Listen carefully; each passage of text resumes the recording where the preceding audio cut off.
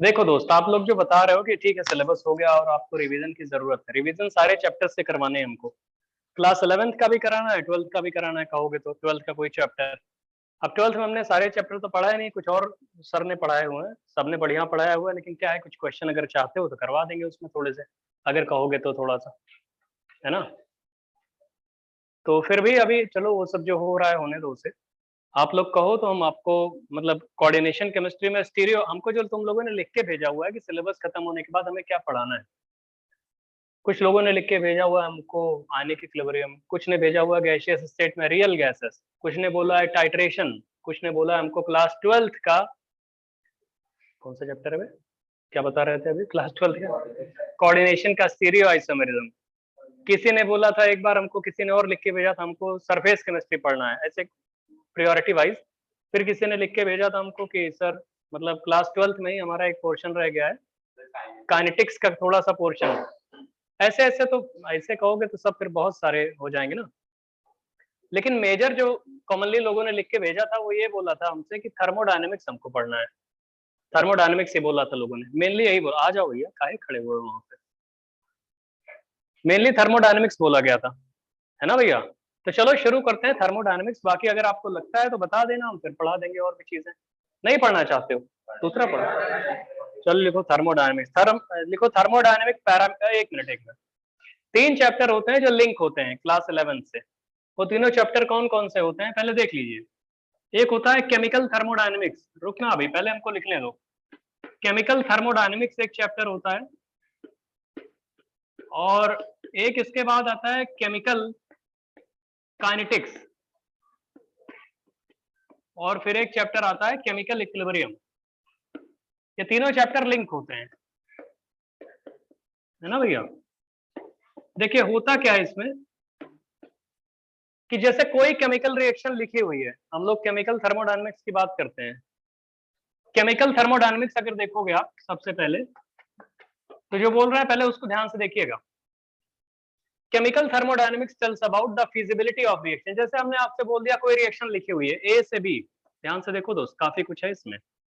ए से बी लिखा हुआ है, सपोज करो कोई केमिकल रिएक्शन है, ये रिएक्शन होगी या नहीं होगी बताओ, कौन बताएगा। ये हमको नहीं पता होता ना। तो केमिकल थर्मोडायनेमिक्स चैप्टर में हम लोग क्या करते हैं, chemical thermodynamics tells about the feasibility of reaction. एक रिएक्शन होगी या नहीं होगी, कोई भी रिएक्टेंट कोई भी प्रोडक्ट लिख दो, आपको ए और बी तो पता ही नहीं है हमें। तो केमिकल थर्मोडायनेमिक्स चैप्टर क्या बोलता है कि एक रिएक्शन, वेदर रिएक्शन मतलब फॉरवर्ड डायरेक्शन में जाएगी या नहीं जाएगी, कोई रिएक्शन होगी या नहीं होगी, ये सिर्फ बताता है केमिकल थर्मोडायनेमिक्स। फिर केमिकल मतलब वही chemical thermodynamics tells about the feasibility of reaction, feasible लिख लो जरा। Chemical thermodynamics tells about the feasibility of reaction, feasible, ये जो बताता है वो फिजिबिलिटी बताता है, feasibility. Chemical thermodynamics tells about the feasibility of reaction, feasibility. फिर आपने केमिकल इक्विलिब्रियम पढ़ा होगा या काइनेटिक्स पढ़ा होगा।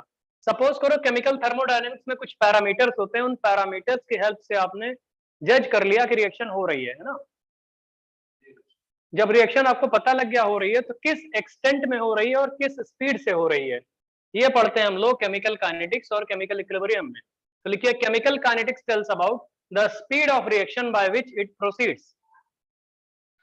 chemical kinetics tells about the speed of reaction by which it occurs या takes place or proceeds. Chemical kinetics tells about the speed of reaction. Chemical kinetics tells about the speed of reaction by which it proceeds or it occurs or it takes place. ये हम लोग को kinetics बताता है ना भैया। और last में आता है केमिकल इक्विलिब्रियम। देखो थर्मोडायनेमिक्स ने बता दिया आपको रिएक्शन होगी या नहीं होगी, फिर किस स्पीड से होगी वो बता देगा काइनेटिक्स, और किस एक्सटेंट में होगी, 100% होगी, 80%, 70%, 60%, 40%, वो केमिकल इक्विलिब्रियम बताता है। तो लिखो chemical equilibrium tells about the extent of reaction to which it proceeds. Chemical equilibrium tells about the extent of reaction to which it proceeds. Chemical equilibrium tells about the extent of reaction to which it proceeds. देखो आपको सब कुछ लिखना है, हमारे पास इसके lecture notes नहीं है, हम भैया जितना बताएं सब कुछ लिख लेना।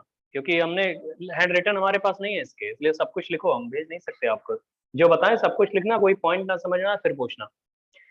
तो ये तीनों चीजें हो गई। Chemical thermodynamics tells about the feasibility of reaction, chemical kinetics tells about the speed of reaction by which it takes place या इट अकर्स, और chemical equilibrium tells about the extent of reaction to which it proceeds या it takes place, है ना, जितनी होती है। Kinetics और equilibrium आप लोग देख चुके हो। हमारा आज का पर्पस है थर्मोडायनेमिक्स। तो थर्मोडायनेमिक्स में लिखिए थर्मोडायनेमिक पैरामीटर्स या वेरिएबल्स, थर्मोडायनेमिक वेरिएबल्स और थर्मोडायनेमिक पैरामीटर्स, थर्मोडायनेमिक वेरिएबल्स या थर्मोडायनेमिक पैरामीटर्स।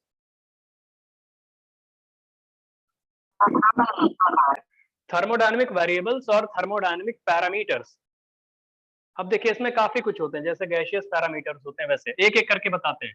ऐसे लाइन से लिखना, pressure, volume, temperature, Gibbs energy, entropy, enthalpy, internal energy, Helmholtz energy, chemical potential. आप ऐसे लिखो जरा, pressure, volume, temperature, Gibbs energy, entropy, enthalpy, internal energy, Helmholtz energy और chemical potential.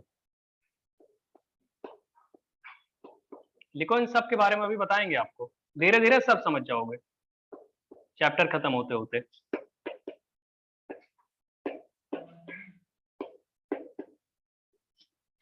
आओ भैया जल्दी आओ, लेट आया करो, चुपचाप बैठ जाया करो।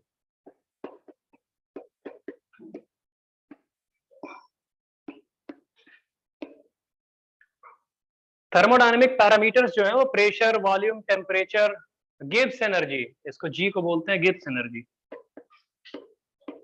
गिब्स फ्री एनर्जी होता था, फ्री टर्म ओमिट कर दिया गया, गिब्स एनर्जी कहते हैं, किसी ने free term is no more free करके छोड़ दिया उसको, गिब्स एनर्जी ही नाम दिया जाता है उसको। और इसको बोलते हैं एंट्रोपी। देखो, pressure, volume, temperature, Gibbs energy, entropy, फिर एंथैल्पी। एंथैल्पी अभी मजा आएगा थर्मोडायनेमिक्स में, तुमको बहुत कुछ है, आज नहीं आज कल परसों जब तक थर्मो चलेगी तुमको ये फील नहीं होगा कि ये पढ़े हुए हो। मतलब थोड़ा बहुत हो सकता है पढ़े हुए हो, लेकिन देखना कुछ नया नया मिलता रहेगा। कभी तो कुछ देखे हो टर्म्स, बस ये लगेगा हाँ टर्म देखा है। चलो देखो दोस्त, तो ये हो गया। अब फिजिकल केमिस्ट्री अभी ठीक से पढ़े नहीं हो तुम लोग, अभी पढ़ोगे अब धीरे धीरे और सारे चैप्टर्स तो अच्छा लगेगा। तो ये हो गया। अब देखिए इसके बाद थोड़ा शॉर्ट में भी पढ़ाएंगे, क्योंकि आप लोग 12th का सिलेबस हो चुका है, थोड़ी बहुत बेसिक बेसिक चीजें तो जानते ही हो तुम लोग, एकदम बेसिक पे नहीं जाएंगे, पहले टर्म्स बता दे रहे हैं, टर्म्स के बाद अब लिखिए जरा। जनरली सुनो, जनरली कोई भी केमिकल रिएक्शन या कोई भी प्रोसेस जो होता है वो carried out in a vessel, generally वो किसी कंटेनर में होता है ना, कोई सिस्टम होता है। जैसे रुकिए हमारी बात सुनिए, मतलब a region in three-dimensional space where a process is carried out is known as system। लिखिए सिस्टम, हेडिंग लिखिए सिस्टम, हेडिंग है वो, एक नई हेडिंग लिखनी है आपको, सिस्टम, SYSTEM, सिस्टम लिखो। इसमें लिखिए रीजन और स्पेस, रीजन लिखिए, reason in three-dimensional space, a region in three-dimensional space, region मतलब REGION ऐसे लिखना, a region in three-dimensional space where a process is carried out is known as system। A region in three-dimensional space where a process is carried out is known as system। जैसे दोस्त हम लोग इस room में बैठ के पढ़ रहे हैं, सपोज करो, तो ये एक सिस्टम है, ये रूम हमारी क्लोज बाउंड्री है ना, तो इसको हम बोल देंगे सिस्टम है। कहीं भी कुछ भी, जैसे आप एक रूम में बैठते हो, अपने घर में बैठे हो, सब एक सिस्टम है जनरली। अब देखो सिस्टम क्या होता है, if somehow we are able to define boundary of universe, मान लेते हैं यूनिवर्स इतना बड़ा है, समहाउ मतलब हम लोग इसको डिफाइन कर सकते हैं, सपोज करो यूनिवर्स की बाउंड्री इतनी है, तो यूनिवर्स की बाउंड्री में जो कोई एक जगह होगी जहां पे कोई प्रोसेस कैरिड आउट हो रहा है, उसे बोलते हैं सिस्टम, मतलब, और बाकी बचे हुए पार्ट को बोलते हैं सराउंडिंग। जरूरत पड़ने वाली है इसलिए बता रहे हैं, बहुत सिली सी चीज है ये, छोटी सी चीज है। हम ये बता रहे हैं कि यूनिवर्स जो होता है वो एक्चुअली में सिस्टम प्लस सराउंडिंग है। ये सेकंड लॉ ऑफ थर्मोडायनेमिक्स में बहुत इंपॉर्टेंट है, इसको जानना जरूरी है। Universe is equal to system plus surrounding, और सिस्टम एक्चुअली क्या डिफाइन किया जाता है, a region in 3 dimensional space where a process is carried out is known as system. समझ रहे हो भैया? और बाकी बचे हुए पार्ट को क्या बोलते हैं, सराउंडिंग, सराउंडिंग्स। तो ऐसे बना लो, somehow we are able to define boundary of universe। तो मान लेते हैं यूनिवर्स इतना बड़ा है, तो उस यूनिवर्स में ऐसा पोर्शन जहां पे कोई प्रोसेस कैरिड आउट हो रहा है उसे बोलते हैं सिस्टम, बाकी बचे हुए चीज को बोलते हैं सराउंडिंग्स। और टोटल यूनिवर्स क्या बोलेंगे, सिस्टम प्लस सराउंडिंग, इनको मिला दो अगर तो बोलते हैं कि वो यूनिवर्स हो गया। छोटी सी चीज है, अभी देखो आगे बढ़ते रहो बस। देखो दोस्त, जैसे हम लोग यहाँ पे बैठे हुए, अब सिस्टम क्या होता है दोस्त, कहीं भी कोई प्रोसेस, कोई केमिकल रिएक्शन कैरिड आउट होती है तो उसको सिस्टम बोला जाता है, बाकी बचे हुए पार्ट को बोलते हैं सराउंडिंग्स, है ना भैया? अब देखिए, लिखिए type of system, type of system, type, types कितने होते हैं इसके, टाइप्स ऑफ सिस्टम 3 टाइप होते हैं। एक होता है open system, open system, second one is closed system, इनकी जरूरत है, बिना इसके आगे बढ़ नहीं सकते थे इसलिए बताना जरूरी है। और थर्ड है आइसोलेटेड सिस्टम, आइसोलेटेड और इंसुलेटेड और एडियाबैटिक, आइसोलेटेड और इंसुलेटेड और एडियाबैटिक सिस्टम। देखो दोस्त, सिस्टम 3 टाइप के होते हैं। देखो सिस्टम क्या होता है, पहले कि एक रीजन होता है 3 डायमेंशनल स्पेस में where a process is carried out, उसे बोलते हैं सिस्टम। और यूनिवर्स में वो सिस्टम हो गया तो बचा हुआ पार्ट हो जाएगा सराउंडिंग, और system plus surrounding is equal to universe.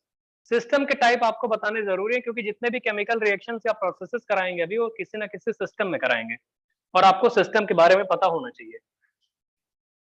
Open system, close system, isolated system या इंसुलेटेड सिस्टम और एडियाबैटिक सिस्टम, इसका 3 नाम, मतलब कोई भी कह सकते हो। कॉपी कर लो इसको और लिखिए number 1 open system. Open system, इसको लिखो जल्दी से, लिखो it may be defined as a type of system in which, from which, it may be defined as a type of system from which, it may be defined as a type of system from which both matter and energy can be exchanged with surrounding. It may be defined as a type of system from which, it may be defined as a type of system from which both matter and energy can be exchanged with surrounding. It may be defined as a type of system from which both matter and energy can be exchanged with surrounding. Matter and energy can be exchanged with surrounding. इधर देखो दोस्त, ऐसे बता रहे हैं, it may be defined as a type of system from which both matter and energy can be exchanged with surrounding। जैसे आप कोई सपोज करो ये हाइपोथेटिकल सिस्टम बना लिया और बाहर बचा हुआ जो चीज है वो सराउंडिंग्स है, तो आप क्या बोलोगे कि मैटर जो होता है अंदर का, सिस्टम के अंदर का मैटर, वो सराउंडिंग से एक्सचेंज हो सकता है, और सिस्टम के अंदर बाहर की जो एनर्जी होगी, matter and energy both can be exchanged with surroundings, ऐसे बोलते हैं। कैसे कह सकते हो, जैसे हम लोग पढ़ रहे हैं ना अभी यहाँ पे बैठ के, सिस्टम है ये, सारी वॉल्स इसकी हटा दो, वॉल्स गिरा दो, तो फिर भी एक वर्चुअल बाउंड्री तो बना ही सकते हैं ना, कितने में हम लोग बैठे हुए हैं। अब कोई भी आएगा पीछे से पत्थर मार के चला जाएगा, गाली वाली देके चला जाएगा, तुम भी गाले मारोगे उसको। अरे ओपन सिस्टम ऐसे ही तो है। जैसे यूनिवर्स में बहुत सारे, आप जानते हो यूनिवर्स जब हम लोग देखते हैं, आप लोग अगर उससे देखोगे हबल से, टेलीस्कोप से या किसी से भी, बहुत सारी इसमें देखते नहीं हो, बहुत सारे स्टार्स का फॉर्मेशन होता रहता है। तो स्टार्स की नर्सरी आपने देखी होगी, नेबुला स्टार्स की नर्सरी ऐसे करके, यहाँ पे स्टार्स का फॉर्मेशन होता है। तो एक तरह से वर्चुअली बताते नहीं, डॉट डॉट डॉट लगा के साइंटिस्ट अगर डिस्कवरी चैनल देखते हो तो बोलते हैं हाँ इस सिस्टम में इतने ऐसे डिस्टेंस पे वो स्टार्स का फॉर्मेशन हो रहा है, उसका भाई 3 लाइट ईयर्स उसकी डिस्टेंस है, ऐसे करके एक वर्चुअल बाउंड्री बनाते हैं ना। तो इसका मतलब ये थोड़ी है कि उससे एनर्जी बाहर नहीं निकल आती, वहां पे गामा रेज एक्सप्लोड करती हैं, बाहर निकलती हैं, बाहर से भी अंदर जा सकता है। ये वर्चुअल मतलब हाइपोथेटिकल बाउंड्री होती है अगर, तो उसे बोलते हैं ओपन सिस्टम। समझ रहे हो भैया? जैसे कि हम लोग ओपन में ऐसे बैठ के पढ़ रहे हो, पहले जैसे पुराने जमाने में लोग पढ़ते रहे होंगे, पेड़ के नीचे पढ़ते थे, कोई भी आया हेलो करके चला जाए, वैसे। तो ओपन सिस्टम हम लोग जनरली डील नहीं करेंगे हमारे सिलेबस में, हम लोग ओपन सिस्टम पढ़ते नहीं है, हम लोग पढ़ते हैं सिर्फ क्लोज्ड और आइसोलेटेड। आपने जितनी भी चीजें देखी होंगी क्लोज्ड देखा होगा, और क्लोज्ड में भी अगर डायाथर्मिक वॉल लगा देते हैं तो क्लोज्ड कहते हैं। आइसोलेटेड तब हो जाता है जब हम लोग एडियाबैटिक प्रोसेस बोलते हैं, Q इज इक्वल टू 0। सुने हो ना ये सब? अरे 11th में पढ़े होगे, 12th में भी थोड़ा बहुत देखे होगे। लिखिए क्लोज्ड सिस्टम, क्लोज्ड की बात बताते हैं आपको। क्लोज्ड में लिखो, it may be defined as a type of system from which, it may be defined as a type of system from which only matter can be exchanged with surrounding. It may be defined as a type of system from which, oh sorry, only energy can be exchanged with surrounding. गलती हो गई भैया। It may be defined as closed system बता रहे हैं, it may be defined as a type of system from which only energy can be exchanged with surrounding. Matter नहीं होता, matter अंदर का अंदर ही रह जाता है। Matter can not be exchange with surrounding, only energy can be exchange with surrounding. आप लिख सकते हो इसमें कि it may be defined as a type of system from which only matter can not be exchange with surrounding और energy can be exchange with surrounding. ये होता है क्लोज्ड सिस्टम, हम लोग इसको डील करते हैं। पूरे फिजिक्स में, पूरे केमिस्ट्री में क्या करते हो, एन मोल गैस होती है, पिस्टन के अंदर लगा के उसको बंद कर देते हैं, मोल बाहर थोड़ी निकलता है वो, तो क्लोज सिस्टम का एग्जांपल होता है। एनर्जी आप उसको हीट करते हो, उसकी इंटरनल एनर्जी बढ़ती है, गैस के मॉलिक्यूल्स की एनर्जी और भी कुछ चेंज वेंज करते रहते हो, तो क्लोज सिस्टम पढ़ते हैं हम लोग। आइसोलेटेड सिस्टम भी पढ़ते हैं, लास्ट वाला लिखिए, it may be defined as, it may be defined as one of the system, it may be defined as one of the system from which neither matter nor energy can be exchanged with surrounding. It may be defined as one of the system from which neither matter nor energy can be exchanged with surrounding. Neither matter nor energy.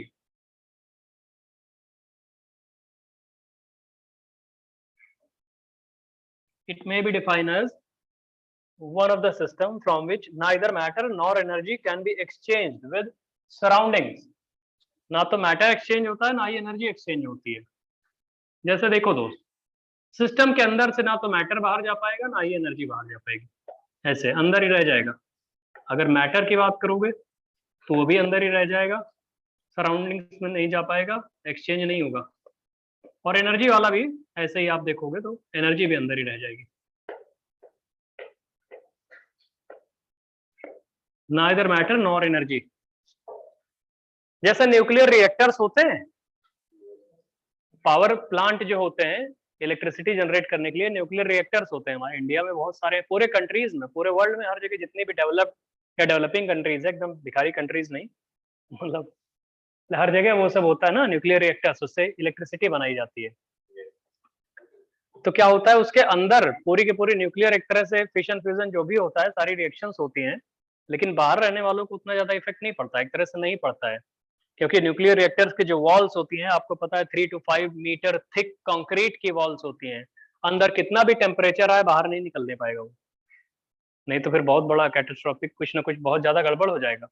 हम लोग thermos लेते हैं, गर्म पानी होता है हम लोग के पास, भाई थोड़ी देर के लिए आप गर्म पानी इसमें डाल दो, आप थोड़ी देर के लिए अगर निकालोगे ना, थर्मामीटर लगाओगे, टेम्परेचर ऑलमोस्ट वही रहता है। देखो ना, टेम्परेचर ऑलमोस्ट वही रहता है भैया गर्म पानी में, तो मतलब एक तरह से काफी देर, काफी हद तक वो भी एक इंसुलेटेड सिस्टम है। आइसोलेटेड सिस्टम, आइसोलेट का मतलब है उसको बाहर से कोई मतलब, जैसे बोलते हैं लोग कि भाई आप अपने आप को आइसोलेट कर लो। आइसोलेट का मतलब ये है कि आपको बाहर से कोई मतलब नहीं, बाहर क्या हो रहा है, तुम्हारे अंदर का बाहर को ना पता है कि बाहर वाले का अंदर, समझ रहे हो ना, तो उसे बोलते हैं इंसुलेटेड सिस्टम और आइसोलेटेड सिस्टम। ठीक है दोस्त, हम लोग को जो पढ़ना होता है वो क्लोज्ड सिस्टम और आइसोलेटेड सिस्टम ही पढ़ना होता है। चलिए, इंटेंसिव एंड एक्सटेंसिव वेरिएबल्स जल्दी से कर लो। इंटेंसिव एंड एक्सटेंसिव वेरिएबल्स या इंटेंसिव एंड एक्सटेंसिव प्रॉपर्टीज।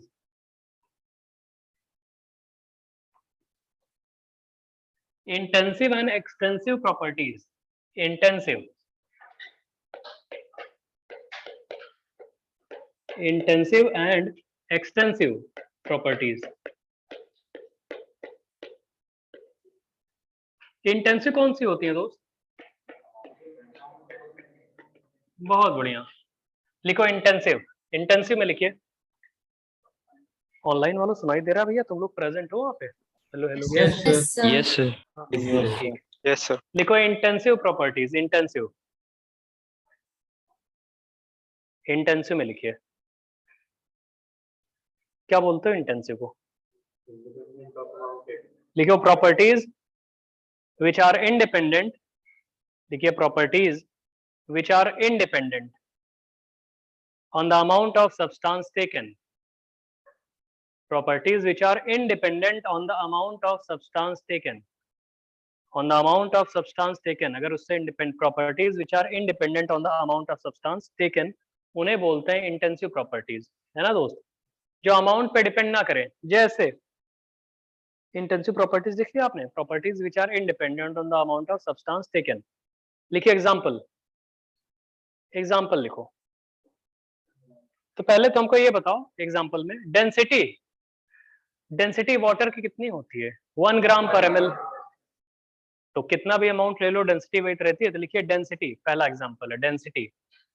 एक एक लाइन में लिखो, थोड़ा स्पेस दे दोगे तो ज्यादा याद करने में आसानी रहती है। कभी कभी क्या होता है सब एक ही लाइन में लिख डालते हैं, मतलब जो हमने फील किया तुम लोगों ने फील किया होगा, एक साथ पढ़ने में अच्छा नहीं लगता। एक एक लाइन में लिखोगे ठीक है, 10 लाइनें खा जाएगा ये, या 5 लाइन में लिखो, फिर उसके बाद फिर उसके बगल में राइट में लिख लेना, फिर ऐसे लिख लेना। 10-15 एग्जाम्पल बताते हैं। डेंसिटी हो गया, ठीक है। दूसरी वाली चीज रिफ्रैक्टिव इंडेक्स, ये भी अमाउंट पे थोड़ी डिपेंड करता है। ग्लास का रिफ्रैक्टिव इंडेक्स जो भी होता है, आप कितना भी अमाउंट ले लो ग्लास का, रिफ्रैक्टिव इंडेक्स, ठीक है दोस्त। Molarity, molarity capital M, molarity capital M, ठीक है, मोलारिटी हो गया। नेक्स्ट वाला लिखो नॉर्मालिटी, नॉर्मालिटी। मोलारिटी बोल दिया हमने, सबसे पहले बोला था डेंसिटी, डेंसिटी के बाद हमने बोला है रिफ्रैक्टिव इंडेक्स, फिर बोला मोलारिटी, इसको मोलारिटी को कैपिटल एम बोलते हो। फिर हमने बोला नॉर्मालिटी, जिसको कैपिटल एन बोलते हो। भाई प्योर वाटर की मोलारिटी कितनी होती है? जस्ट एक एग्जांपल से बता रहे हैं, 55.55। तो वो 1 लीटर पानी ले लो तब भी मोलारिटी उतनी रहेगी, 10 लीटर वाटर ले लो तब भी मोलारिटी उतनी रहेगी। अमाउंट से इंडिपेंडेंट होती है। जैसे आप एक बीकर ले लो, अगर कोई बोले 5 मोलर सॉल्यूशन है, रादर 2 मोलर सॉल्यूशन है किसी बीकर में, एक बीकर यहाँ पे हम रख देते हैं लाके, उसका 2 मोलर सॉल्यूशन है, और पूरी क्लास में जितने भी लोग हो सब जाके उसमें से थोड़ा थोड़ा एक स्पून भर के, एक कटोरी भर के पानी निकाल लो, तो सबकी मोलारिटी 2 मोलर ही रहेगी। कोई बोलेगा सर उसमें नंबर ऑफ मोल्स तो कम हो गए, तो भैया वॉल्यूम भी तो प्रोपोर्शनल में कम हो गया है, तो मोल पर यूनिट वॉल्यूम जो होगा वो कांस्टेंट रहेगा, तो मोलारिटी कांस्टेंट रहेगी, तो molarity into N factor normality भी कांस्टेंट रहेगा। पीएच की वैल्यू जो होती है वो भी ऐसे ही होती है, पीएच, पीओएच, पीकेए जो होता है, डिसोसिएशन कांस्टेंट के ले लो या पीके ले लो, आपका मन करे किसी एसिड के लिए के भी ले लो, डिसोसिएशन कांस्टेंट के भी, और या आप चाहो तो पीके भी ले लो किसी के लिए, आप के डब्ल्यू भी ले सकते हो, के W ionic product of water, ये सारे एग्जांपल्स है, पीएच, पीओएच, के, पीके, केबी, पीकेबी, के डब्ल्यू समझ रहे हो भैया? के डब्ल्यू, पीके डब्ल्यू जो भी है, प्योर पर्टिकुलर टेम्परेचर पे वाटर का पीके डब्ल्यू आपको पता है कितना, 14 होता है 25 डिग्री सेंटीग्रेड पे। अगली चीज स्पेसिफिक हीट, ये बहुत इंपॉर्टेंट है, एक बार पूछा गया आईआईटी में, एक बार क्या पूछे तो कई गए हैं सारे। Specific heat capacity, specific heat बोल सकते हो, या स्पेसिफिक हीट कैपेसिटी बोल सकते हो, या मोलर हीट कैपेसिटी बोल सकते हो। मोलर हीट कैपेसिटी गैसेस के लिए बोला जाता है ना, सीपी ऐसे करके आपने सुना होगा। Molar heat capacity, specific heat capacity, क्या डिफाइन होता है ये, डेफिनेशन क्या होती है? देखो स्पेसिफिक हीट लिक्विड और सॉलिड्स के लिए होती है, मोलर देखो ऐसा होता है, जो सॉलिड्स, प्योर सॉलिड्स और प्योर लिक्विड्स होते हैं, रादर सॉलिड्स और लिक्विड्स के लिए स्पेसिफिक हीट डिफाइन किया जाता है, और गैसेस के लिए उसी को मोलर हीट कैपेसिटी बोल देते हैं, है ना।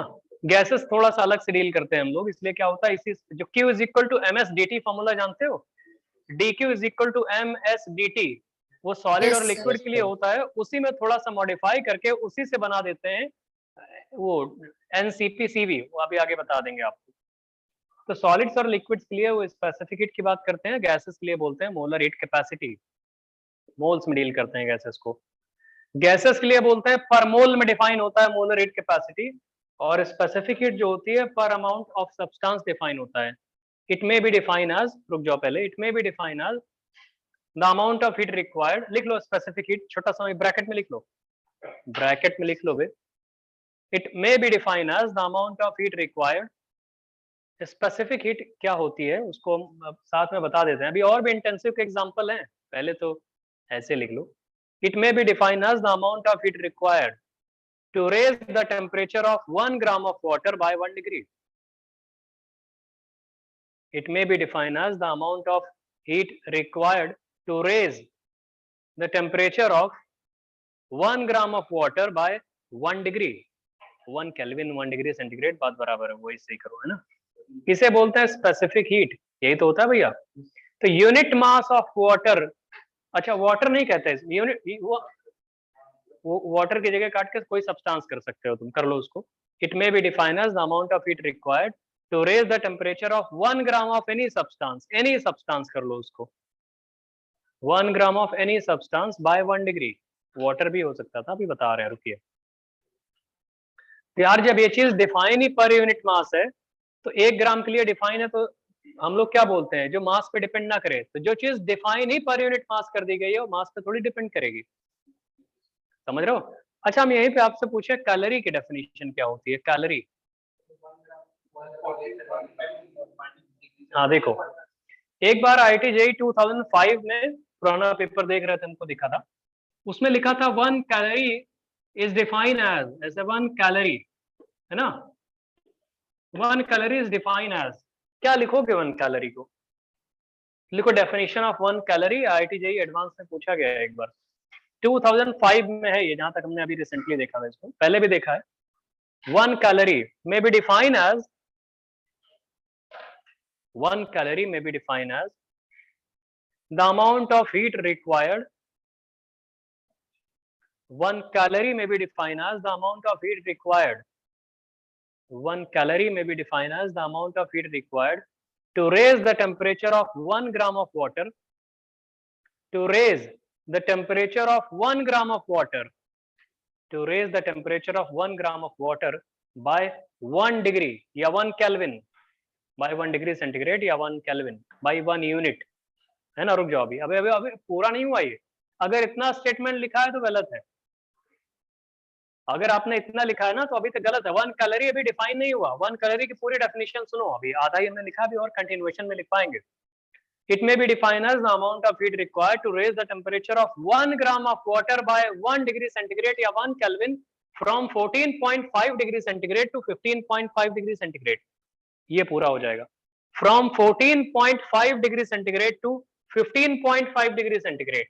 ये बहुत जरूरी है लिखना, 14.5 डिग्री सेंटीग्रेड से 15.5 डिग्री सेंटीग्रेड, इतने में ही जो हीट रिक्वायर्ड होती है, 1 ग्राम वाटर ले लो, इतने में आपको जो हीट रिक्वायर्ड होगी, इतना टेम्परेचर रेज करने में, वही 1 कैलोरी होती है। अगर आपसे कोई पूछे कि 1 ग्राम वाटर ले लिया हमने, सपोज करो हम आपसे पूछते हैं, तो 1 ग्राम वाटर आपने ले लिया और वो है, अच्छा 1 कैलोरी यही होती है, 1 ग्राम वाटर हमने ले लिया सपोज करो 2 डिग्री सेंटीग्रेड पे, और 2 डिग्री सेंटीग्रेड से 3 डिग्री सेंटीग्रेड हीट कर रहे हैं, 1 केल्विन ये भी है।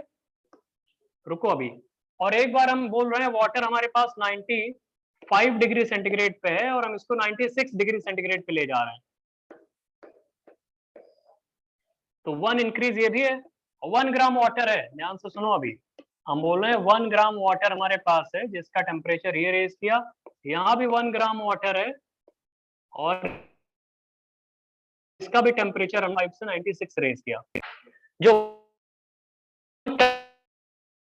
कैलोरी डिफाइन जाता है कि 0.5 से 15.5 रेज करोगे टेम्परेचर। तो हम ये पूछ रहे हैं दोस्त कि ये अगर 14.5 से 15.5 पे गए होते, 1 ग्राम वाटर का अगर आपने टेम्परेचर रेज किया होता तो हीट होती 1 कैलोरी। इसमें बताओ 1 कैलोरी से ज्यादा हीट लगेगी या सेम लगेगी या कम लगेगी, और इसमें भी वो 1 कैलोरी ही हीट लगेगी या उससे ज्यादा या उससे कम, बताओ। क्वेश्चन हमारा सुनो, फिर से सुनो, फिर से सुन लो साले तुम लोग।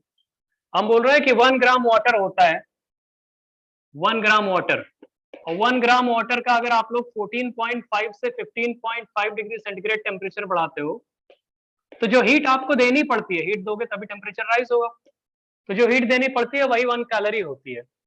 तो हम कह रहे हैं अगर वाटर 14.5 पे ना हो, बहुत कम टेम्परेचर पे हो, तो जो एक्चुअली में हीट देनी पड़ेगी, भले ही माइक्रो लेवल पे डिफरेंस आए, डिफरेंस वैसे होता है, डिफरेंस होता है, तभी उन्होंने बोला है 14.5 से 15.5, नहीं तो वो सीधे कोई भी टेम्परेचर बोल देते।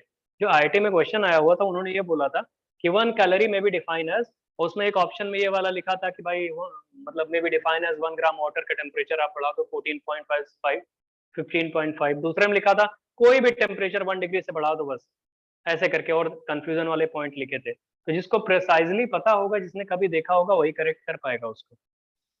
तो हम तुमसे ये पूछ, डिफाइन तो सिर्फ है कि 1 ग्राम वाटर आपके पास है, उसका टेम्परेचर 14.5 से 15.5 ले जाओगे, तो जो हीट तुम्हें देनी पड़ेगी वो 1 कैलोरी होती है। इसमें बताओ ज्यादा आएगी या कम आएगी? अब टाइम नहीं लगाओ, बताओ।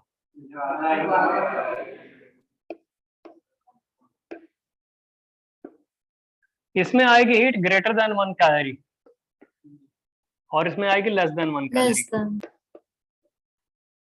इसको लिख लो तुम लोग, मतलब वही शॉर्ट। अभी इंटेंसिव प्रॉपर्टी चल रही है, उसी में कुछ ऐसे ही कहानी बता रहे हैं, जेईई का क्वेश्चन आया हुआ है, खुद समझ सकते हो कि बहुत कम टेम्परेचर पे है, तो बहुत कम टेम्परेचर पे अभी हाइड्रोजन बॉन्ड उतने नहीं टूटे होंगे उसके। आपको पता होगा 0 से 4 डिग्री सेंटीग्रेड तक जब हीट करते हैं वाटर को, तो पहले उसके हाइड्रोजन बॉन्ड टूटते हैं, जितनी हीट दोगे आधी तो बर्बाद कर देगा हाइड्रोजन बॉन्ड तोड़ने में। वो 1 कैलोरी से ज्यादा हीट लेगा तब 1 डिग्री सेंटीग्रेड का टेम्परेचर राइज करेगा ये, क्योंकि 2 से 3 डिग्री सेंटीग्रेड के बीच में, रादर 0 से 4 डिग्री सेंटीग्रेड पे जब वाटर को हीट करते हैं तो बहुत सारे हाइड्रोजन बॉन्ड टूटते हैं। अभी डेंसिटी वाटर की 4 डिग्री सेंटीग्रेड पे मैक्सिमम होती है, इसका मतलब है जब 0 से 4 डिग्री सेंटीग्रेड पे वाटर को हीट किया जाता है, तो जो उसका केज शेप स्ट्रक्चर होती है, उसके हाइड्रोजन बॉन्ड की ब्रेकिंग होती है।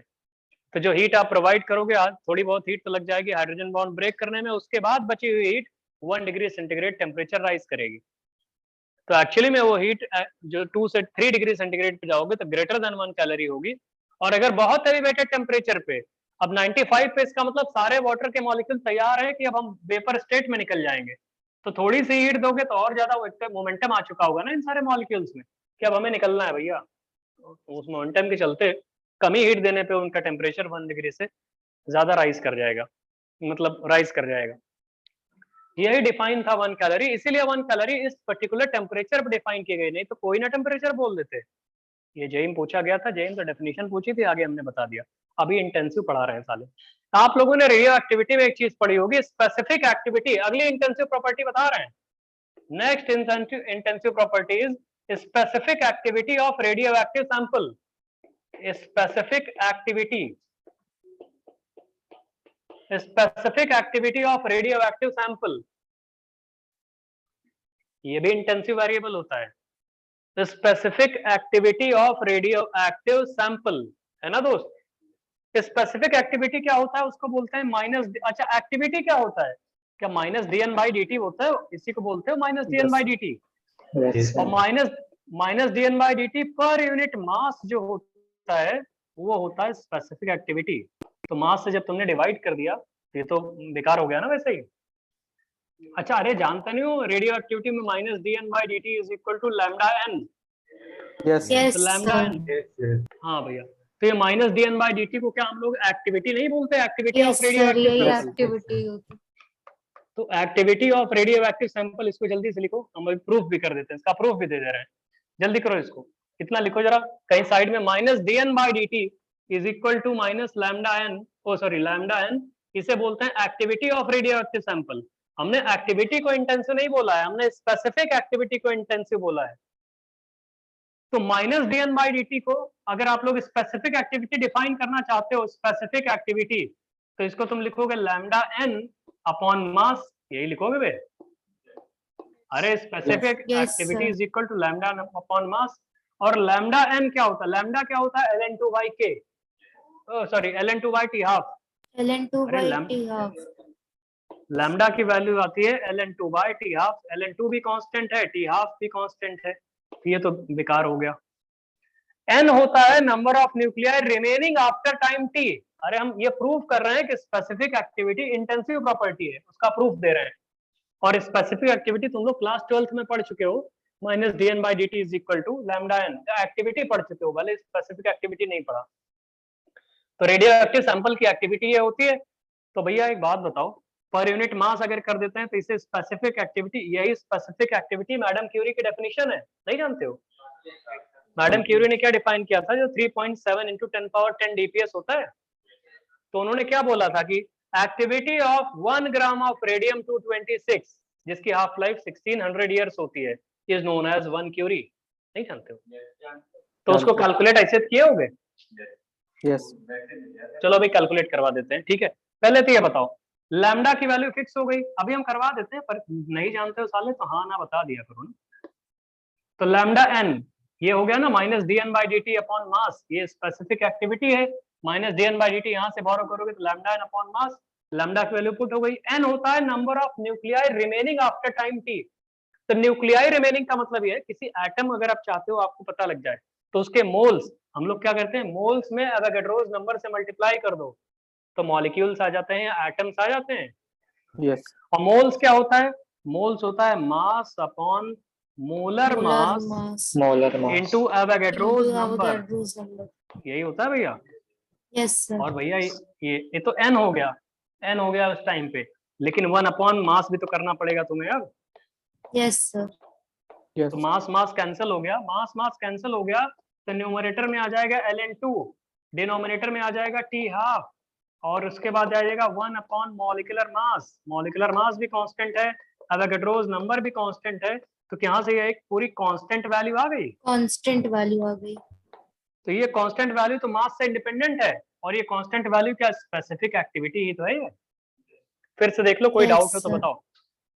स्पेसिफिक एक्टिविटी एक्चुअली में मास से इंडिपेंडेंट होती है। रेडियो एक्टिव सैंपल आपने मॉडर्न फिजिक्स में भी देखा होगा, यहाँ भी देख रहे हो, केमिकल काइनेटिक्स में भी देखा होगा आपने कि स्पेसिफिक एक्टिविटी जो डिफाइन है वो है एक्टिविटी पर यूनिट मास। और एक्टिविटी पर यूनिट मास का मतलब ये होता है कि activity minus D N by D T है, तो minus D N by D T lambda N है। लैम्डा एन की वैल्यू पुट करोगे, लैम्डा होता है ln2 bye T half. N का मतलब होता है number of nuclei remaining after time T, और नंबर ऑफ न्यूक्लियाई का मतलब ये न्यूक्लियस जितने होंगे उतने ही एटम्स होंगे ना, तो उतने एटम्स का मतलब मोल्स इनटू एवोगाड्रोस नंबर। तो मास अपॉन मॉलिक्यूलर मास या atomic mass, sorry mass upon atomic mass जो भी रेडियो एक्टिव सैंपल है उसका इनटू एवोगाड्रोस नंबर, तो ये नंबर ऑफ न्यूक्लियाई रिमेनिंग हो जाएंगे, नंबर ऑफ एटम्स रिमेनिंग, क्योंकि रेडियो एक्टिविटी न्यूक्लियर फेनोमेना है, तो जितने एटम होंगे उतने न्यूक्लियस होंगे। तो मास मास कैंसिल हो जाएगा, तो कुल मिला के मास से इंडिपेंडेंट आ रहा है। तो कोई भी रेडियो एक्टिव सैंपल का मास से इंडिपेंडेंट टर्म होता है स्पेसिफिक एक्टिविटी। नहीं जानते हो? समझ गए भाई? Yes. तो Yes, कोई पूछे वन, sir. कोई पूछे 1 क्यूरी क्या होता है? 1 क्यूरी क्या? 1 क्यूरी इज इक्वल टू, अच्छा रेडियो एक्टिविटी की यूनिट जानते हो? यूनिट बेक्वेरल होती है, क्यूरी होती है ना, डीपीएस होती है, डिसइंटीग्रेशन पर सेकंड। तो उसी में आता है 1 क्यूरी। 1 क्यूरी कितने डीपीएस होता है? 3.7 into 10 power 10. 3.7 into 10 power 10। तो लिखो डेफिनेशन ऑफ 1 क्यूरी। अब साथ साथ चल रहे हो तो सब मिक्स कर लो इस रेडियो एक्टिविटी। अब तो रिवीजन चल रहा है ना, 11 12 खत्म, सब पढ़ो, अगर कोई डाउट हो तो बताओ। Definition of 1 curie, 1 curie CURI curie, madam Curie वाला। Definition of 1 curie, madam Curie scientist family में सबसे बड़ी फैमिली, इनकी सबसे ज्यादा नोबेल इनके घर में थे, 5 नोबेल मिले थे इनके। 2 उनके पास, उनके हस्बैंड के पास, उनकी लड़की के पास, उनके लड़की के भी हस्बैंड के पास, पूरा खानदान ही नोबेल लेके बैठा था। हाँ मैडम क्यूरी का पढ़ना देखना, वो एक फैमिली में सबसे ज्यादा नोबेल पूरे हिस्ट्री में उन्हीं के पास है। सुना है बचपन में कूड़ा उड़ा बिनती थी सड़क पे, रैक पिकर थी, ऐसा यही तो सुना उनके बारे में।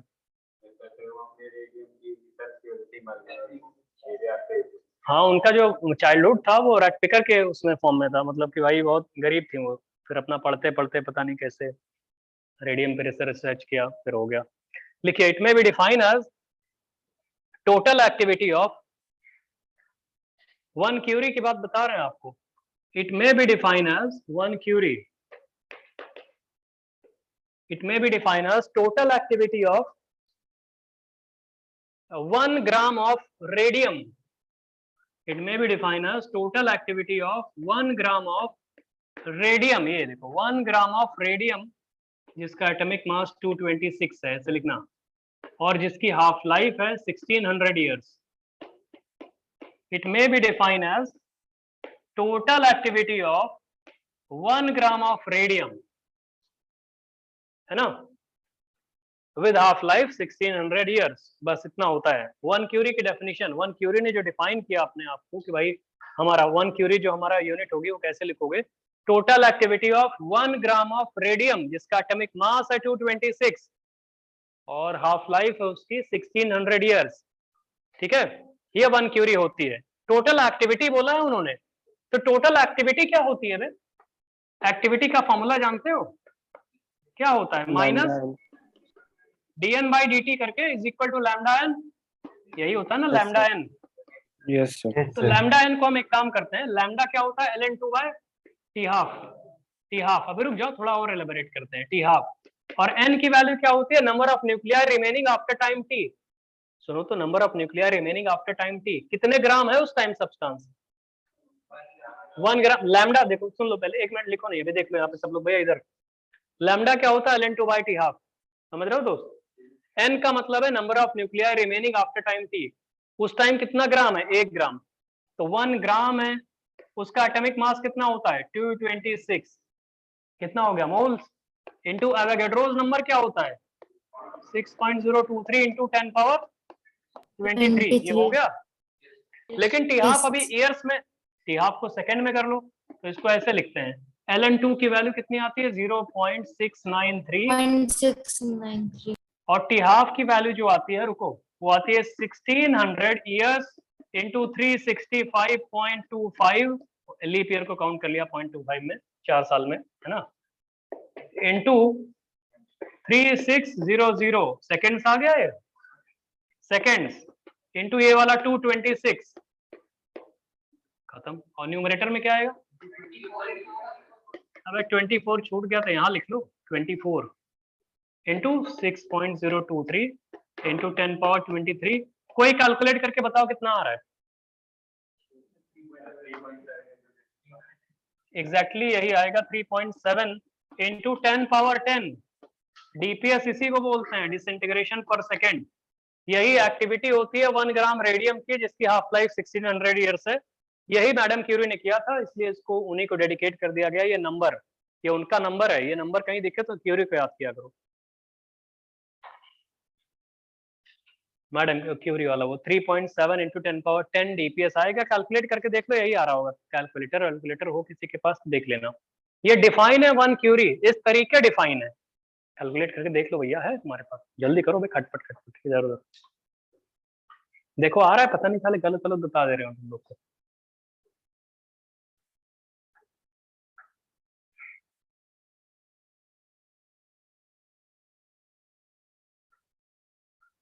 अभी तो हम तुमको इंटेंसिव वेरिएबल पढ़ा रहे हैं, बहुत टाइम हो रहा है, अभी जल्दी लिखो साले, थोड़ा अभी इससे चलेगा तब, थोड़ा थोड़ा नहीं, खैर फिर भी चलो ठीक है। हो गया इतना इंटेंसिव वेरिएबल, जल्दी इसको कैलकुलेट करके। किसी का आ रहा है? किसी आ रहा है इतना? बहुत बढ़िया, चलिए ठीक है। आ रहा है सर। तो ये 1, हाँ बहुत अच्छे दोस्त, 1 क्यूरी हो गया।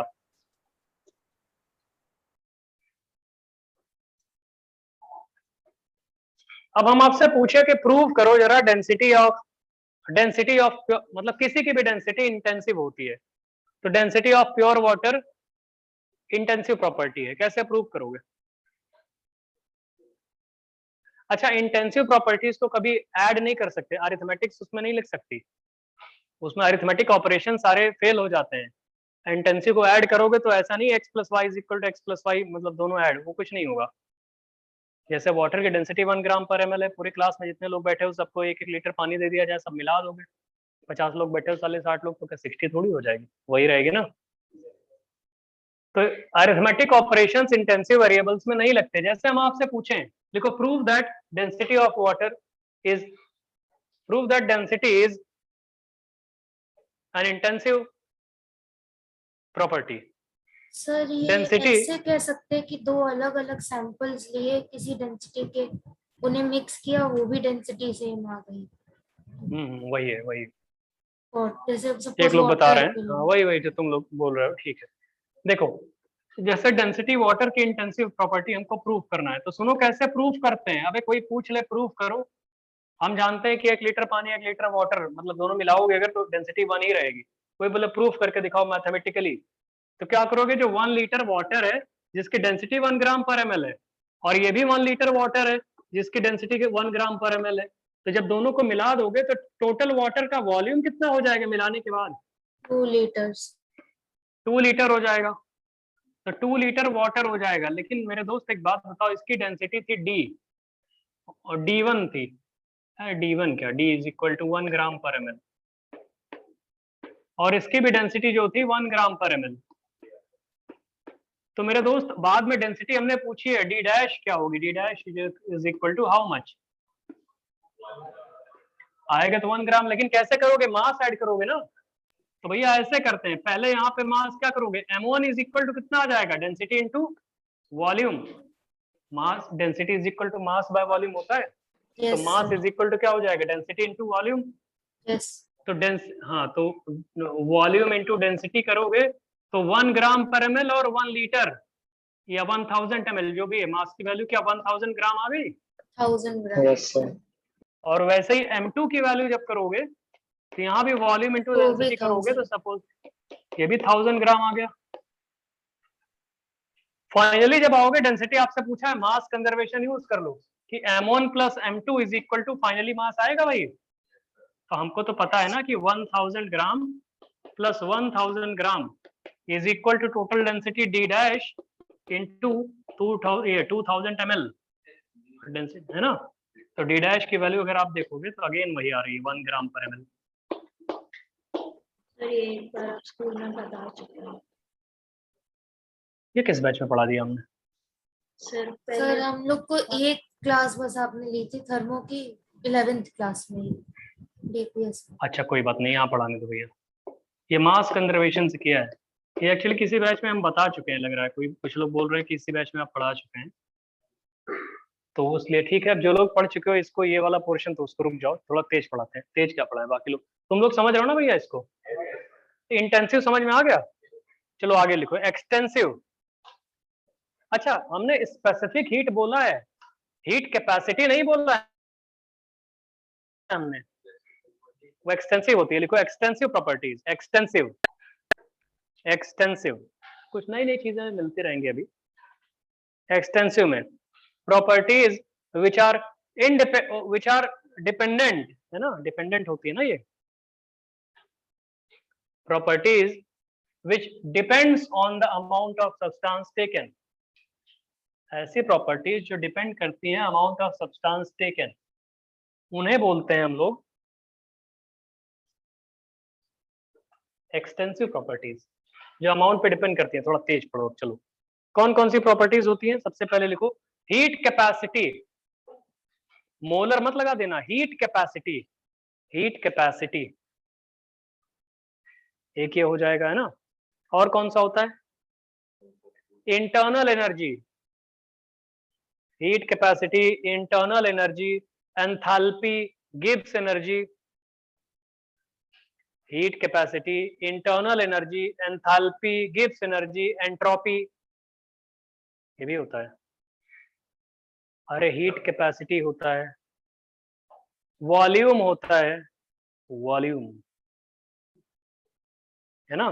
बस बस रुको, क्या समझ रहे हो, हीट कैपेसिटी, मास तो होता ही है, मास पे डिपेंड कर रहा है, तो मास लिख के कौन सा तीर मार दे रहे हो। Intense, internal energy, Gibbs energy, Helmholtz, ठीक है हो गया इतना।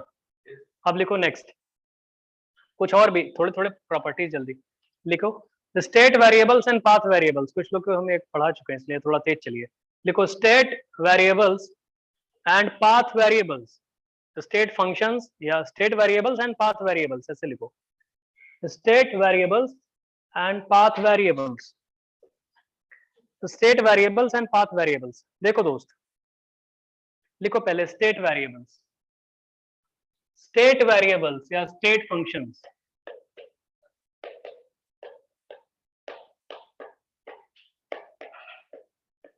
देखो हमने अभी थर्मोडायनेमिक वेरिएबल्स बहुत सारे पढ़ाए थे आपको, जैसे शुरू किया था थर्मोडायनेमिक्स, प्रेशर, वॉल्यूम, टेम्परेचर, ऐसे करके बहुत सारे बताए थे ना। इन्हीं में कुछ ऐसे वेरिएबल होते हैं थर्मोडायनेमिक्स वेरिएबल्स, जो किसी प्रोसेस, जब कोई प्रोसेस हो रहा होता है, रुकिए, जैसे हमने अभी बहुत सारे वेरिएबल्स पढ़ाए थे, pressure, volume, temperature, Gibbs energy, entropy, enthalpy, ऐसे करके बहुत सारे बताए थे। इन्हीं में से क्या होता है, सारे वेरिएबल्स एसोसिएटेड होते हैं किसी केमिकल रिएक्शन के जब होती है, या कोई प्रोसेस कैरिड आउट होता है, कोई भी प्रोसेस कैरिड आउट होता है या कोई भी केमिकल रिएक्शन होती है, तो सारे के सारे वेरिएबल्स उनके साथ एसोसिएटेड रहते हैं। इन्हीं में कुछ वेरिएबल्स होते हैं जो पाथ जैसे भी थोड़ा बहुत होता है चेंज, वो मतलब हर स्टेप पे डिपेंड करते हैं। कुछ वेरिएबल्स होते हैं वो इनिशियल और फाइनल स्टेट पे डिपेंड करते हैं। जैसे फिजिक्स में आपने सुना होगा डिस्प्लेसमेंट एंड डिस्टेंस। तो अगर हम यहाँ से उस किनारे डोर तक जाते हैं और फिर लौट के आते हैं यहाँ पे इसी पोजीशन पे, तो आप बोलोगे डिस्प्लेसमेंट 0 हो गया। तो ये डिस्प्लेसमेंट जो है एक्चुअली में क्या वो स्टेट पे डिपेंड कर रहा है या फिर रास्ते पे डिपेंड कर रहा है? स्टेट पे डिपेंड, सिर्फ इनिशियल एंड फाइनल स्टेट पे डिपेंड कर रहा है ना वो, कि आप कहाँ थे और फिर कहाँ हो फाइनली। तो आपकी स्टेट इनिशियली क्या थी, फाइनली क्या थी? तो स्टेट आपकी जो इनिशियल और फाइनल थी वो सेम हो गई, इसलिए इसका डेल्टा एस या स्टेट वो 0 लिखेंगे। तो डिस्प्लेसमेंट को बोलते हैं स्टेट वेरिएबल, जो स्टेट पे डिपेंड करता है, आपकी जो बोलते हैं उसको पोजीशन, या हिंदी में क्या बोलते हैं, स्थिति टाइप से, समझ रहे हो ना एक्चुअली में, जहां पे आप हो, समझ रहे हो भैया। और जब आप चल के जाते हो यहाँ से और फिर लौट के आते हो, डिस्टेंस तो आप पूरा काउंट करते हो ना, तो डिस्टेंस क्या होता है, पाथ पे डिपेंड करता है। समझ में आ रहा भैया? तो स्टेट, ऐसे थर्मोडायनेमिक्स में जितने भी वेरिएबल्स हमने बताए हैं, उनमें से कुछ वेरिएबल्स एक्चुअली में initial and final state of system पे डिपेंड करते हैं, और कुछ वेरिएबल्स होते हैं जो एक्चुअली में पाथ पे डिपेंड करते हैं। समझ रहे हो? तो थर्मोडायनेमिक वेरिएबल्स तो बहुत सारे होते हैं, कुछ पाथ पे डिपेंड करेंगे, कुछ आपको स्टेट पे। तो पहले ही जान लो, क्योंकि आगे चल के रिएक्शंस आएंगे ना, अभी हम जल्दी जल्दी उसमें आंसर बताएंगे आप लोगों को। तो जब पहले से आइडिया रहेगा, अरे ये तो ऐसे ही रिसेंबल करता हुआ, समझ रहे हो भैया? तो लिखिए, thermodynamic variables associated with a system, state variable में पढ़ा रहे हैं, स्टेट वेरिएबल में, स्टेट फंक्शंस में, thermodynamic variables associated with a system which depends only on the initial and final state. Thermodynamic variables associated with a system which depends only on the initial and final state of system. Thermodynamic variables associated with a system which depends only on the initial state and final state of system. Thermodynamic variables associated with the system which depends only on the initial state and final state of system are known as state variables, या state functions are known as state variables और state functions, है ना दोस्त? जो सिर्फ initial और final state of system पे depend करते हैं उन्हें स्टेट वेरिएबल्स या स्टेट फंक्शंस बोलते हैं। एग्जांपल्स लिखो, एग्जांपल्स। इंटरनल एनर्जी, सबसे पहले इंटरनल एनर्जी,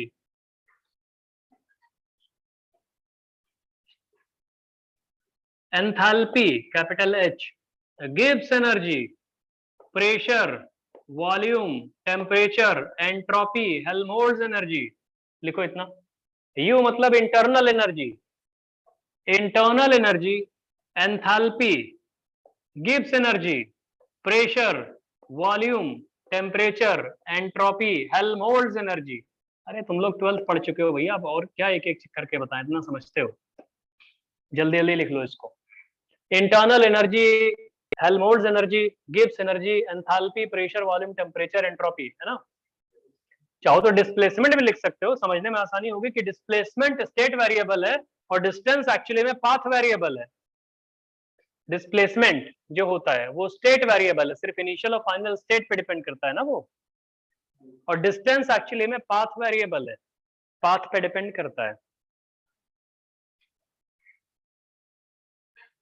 अभी रुको, अभी खत्म नहीं हुआ, अभी चालू। ये तो थ्योरेटिकल डेफिनेशन हो गई, ऐसे ही मैथमेटिकली बताते हैं कहीं कहीं, तो तुमको ही बता देते हैं मैथमेटिकल डेफिनेशन। ये थ्योरेटिकल डेफिनेशन हो गई। अच्छा, अभी थोड़ी देर पहले इंटेंसिव एक्सटेंसिव प्रॉपर्टीज पढ़ाए थे आपने। थर्मोकेमिस्ट्री में देखा होगा किसी केमिकल रिएक्शन का, जैसे आपको हम कई बार पढ़ाए हैं, enthalpy change associated with a chemical reaction, ऐसे करके बताया हुआ है ना। जैसे हाइड्रोक्लोरिक एसिड 1 मोल और 1 मोल NaOH दोनों को मिक्स कर दो, तो जब मिक्स करोगे तो हीट कितनी निकलती है? -13.7 किलो कैलोरी हीट निकलती है। 1 मोल स्ट्रॉन्ग एसिड 1 मोल स्ट्रॉन्ग बेस को कंप्लीटली न्यूट्रलाइज करता है, तो -13.7 किलो कैलोरी हीट निकलती है ना? तो कोई बोले अगर 2 मोल स्ट्रॉन्ग एसिड 2 मोल स्ट्रॉन्ग बेस ले लेंगे तो हीट उसकी डबल निकलेगी। तो वो तो एक्सटेंसिव प्रॉपर्टीज में भी पढ़ाया था, इसका मतलब है एक्सटेंसिव, जो इसके पहले पढ़ाया था। एक्सटेंसिव प्रॉपर्टीज जो अमाउंट पे डिपेंड करती है, अमाउंट ऑफ सब्सटेंस टेकन पे। तो हमने गिब्स एनर्जी बताया था, हेल्महोल्ट्ज एनर्जी बताया था, एंथैल्पी बताया था। तो किसी भी केमिकल रिएक्शन की एंथैल्पी एक्चुअली में अमाउंट पे डिपेंड करती है, इसलिए हो सकता है आपने देखा हो किसी रिएक्शन में 2 से मल्टीप्लाई करते हैं तो उसके एंथैल्पी में भी 2 से मल्टीप्लाई हो जाता है। थर्मोकेमिस्ट्री में जानते हो, उसकी गिब्स Yes, एनर्जी में भी 2 से मल्टीप्लाई हो जाता है, उसकी इंटरनल एनर्जी में 2 से मल्टीप्लाई हो जाता है। जितने भी एक्सटेंसिव वेरिएबल्स होते हैं उन सब में 2 से मल्टीप्लाई हो जाता है। Hess law of constant heat summation देखो, है yes, ना? sir. और उसके आपने पूरी थर्मोकेमिस्ट्री पढ़ी, enthalpy of neutralization, enthalpy of combustion, ऐसे करके बहुत सारी चीजें पढ़े हो ना। जब किसी नंबर से मल्टीप्लाई करते हो केमिकल रिएक्शन में, तो क्या होता है, वो नंबर से वो एनर्जी का फैक्टर भी मल्टीप्लाई हो जाता है, जानते हो ना? तो हम स्टेट वेरिएबल फिर उसको अभी आके पढ़ाएंगे। तो स्टेट वेरिएबल क्या होता है? जो इनिशियल और फाइनल स्टेट पे डिपेंड करते हैं, ठीक है? अब जितने भी स्टेट वेरिएबल्स होते हैं, पहली चीज अभी देखो, जितने भी स्टेट वेरिएबल्स होते हैं उनके आगे डेल्टा लगाया जाता है। डेल्टा, अगर डेल्टा लिखा है, तुमने क्या सुनो तो, यहाँ तो देख लो साले, अभी बता रहे हैं, रुकिए अभी फिर बताते हैं। ये तो थ्योरेटिकल डेफिनेशन हो गई। मैथमेटिकल डेफिनेशन लिखो, मैथमेटिकल डेफिनेशन स्टेट वेरिएबल्स की, सिंपल सा है, तो जल्दी देख लो, पढ़ाते हैं किसी किसी बैच में, इसलिए तुमको ही बता दे रहे। मैथमेटिकल डेफिनेशन,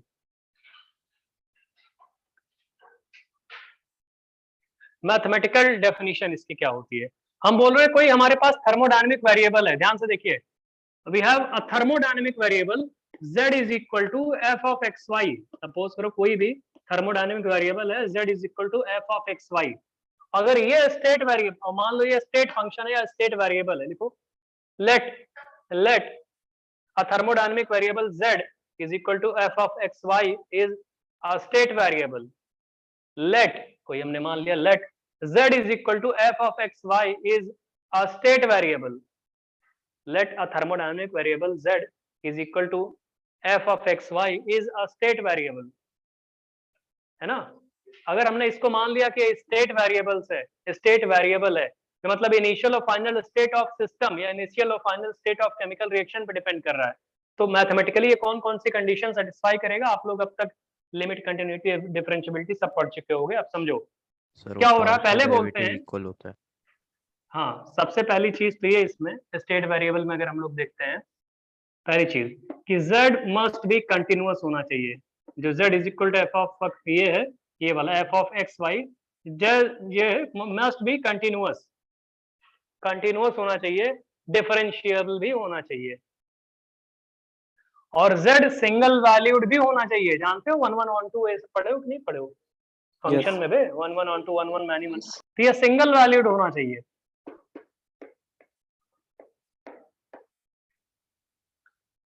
कंटिन्यूअस होना चाहिए, सिंगल वैल्यूड होना चाहिए, ठीक है? मैथमेटिकली अगर कोई पूछेगा इसको, और जो इंपॉर्टेंट, एक दो और इंपॉर्टेंट चीजें हैं।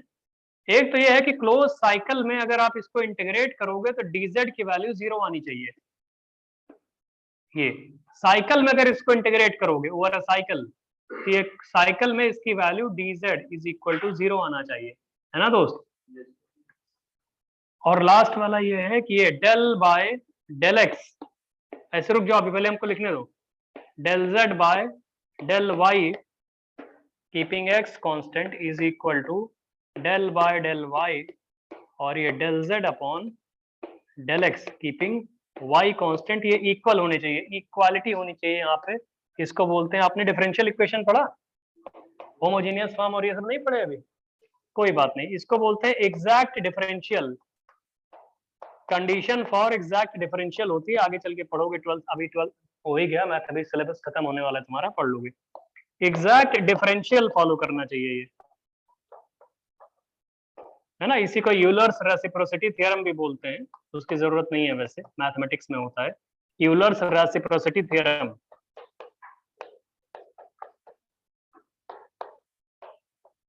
जरूरत नहीं है इसकी, वह तो वैसे ही लिख दिया कि हो सकता है कोई तुम में कभी कभी कुछ लोग ज्यादा पढ़ लेते हैं। कुल मिला के ये कंडीशंस जो लिखी हुई है ना, ये फॉलो आपको करवाना है। कोई भी फंक्शन है उससे ये कंडीशन फॉलो अगर कर रहा है तो हम बोल देंगे वो स्टेट वेरिएबल है या स्टेट फंक्शन है मैथमेटिकली। अगर फंक्शन कोई z है और z स्टेट फंक्शन है या स्टेट वेरिएबल है जो इनिशियल और फाइनल स्टेट ऑफ सिस्टम पे डिपेंड कर रहा है, तो वो ये सारी चीजें फॉलो करेगा। वैसे अब सिंगल वैल्यूड और कंटिन्यूअस उतना ज्यादा लोग ध्यान नहीं देते हैं, मेनली यही देते हैं कि साइकिल में उसका क्लोज साइकिल में dz इज इक्वल टू 0 हो जाए, है ना भैया। साइकिल में मतलब घूम फिर के फिर उसी पोजीशन पे आ जाओ, 0 हो जाए, तो वो तो सिर्फ जैसे डिस्प्लेसमेंट होता है, हम यहाँ पे खड़े हैं, यहाँ से चल के वहां से फिर घूम के वापस आ जाए, तो साइकिल कंप्लीट हो गई ना, तो वो 0 नहीं आ रहा है। समझ रहे हो भैया? तो ये तो 0 Yes. होगा। और दूसरी चीज ये, इसे बोलते हैं, ये वाली चीज बहुत जरूरी है, कंडीशन फॉर एग्जैक्ट डिफरेंशियल, ये होता है। बोलोगे ये क्या होता है, जानते हो इसको? नहीं जानते हो? अच्छा, पार्शियल डिफरेंशियल तो जानते ही होगे अब तक। Yes. बहुत बढ़िया दोस्त, बहुत बढ़िया। जानते हो कि नहीं जानते? लिखो प्रूव दैट, जल्दी करो। प्रूव दैट प्रेशर, 3 क्वेश्चन लिखो। Prove that pressure is a state function, दूसरा prove that volume is a state function, और तीसरा prove that temperature is a state function. अलग अलग लिखो तो अच्छा लगेगा, साले 3 लाइन लिखने में उनको दिक्कत हुई जा रही है। Prove that pressure is a state function, prove that volume is a state function, state variable या फंक्शन लिख लो, स्टेट वेरिएबल लिख लो, कोई बात नहीं। और prove that temperature is a state variable. Pressure, volume, temperature तीनों स्टेट वेरिएबल्स हैं, इन्हें प्रूव करके दिखाओ। अब रुको तो, अभी प्रूव करना है आपको कि ये सारे स्टेट वेरिएबल्स हैं, स्टेट फंक्शंस हैं। तुम बोलोगे सर हमको, आपने ये जो लिखा था ये वाला z is equal to F of x Y, तो बोले थे कोई थर्मोडायनेमिक वेरिएबल है जो 2 वेरिएबल्स के टर्म्स में है, ये हमको कैसे पता लगेगा? आप बोल रहे हो कि प्रेशर को प्रूव करो, तो हम तुमसे बोलेंगे पूरे केमिस्ट्री में कभी भी प्रेशर को 2 वेरिएबल्स के टर्म्स में देखे हो साले, आइडियल गैस, रियल गैस में। जानते हो PV is equal to NRT, तो ये वाला फंक्शन तुम्हें प्रेशर में मिल जाएगा, PV is equal to NRT, जानते हो? तो हम P इज इक्वल टू क्या फंक्शन ऑफ टीवी कह सकते हैं, या V is equal to function of TP कह सकते हैं, और वैसे T is equal to function of PV कह सकते हैं। तो तुम एक बात बताओ, P इज इक्वल टू क्या आ रहा है? N are T by we, और तुमको ये प्रूव करना है इसका, ये z is equal to F of x Y आ गया। मतलब इस केस में तुमको क्या प्रूव करना है?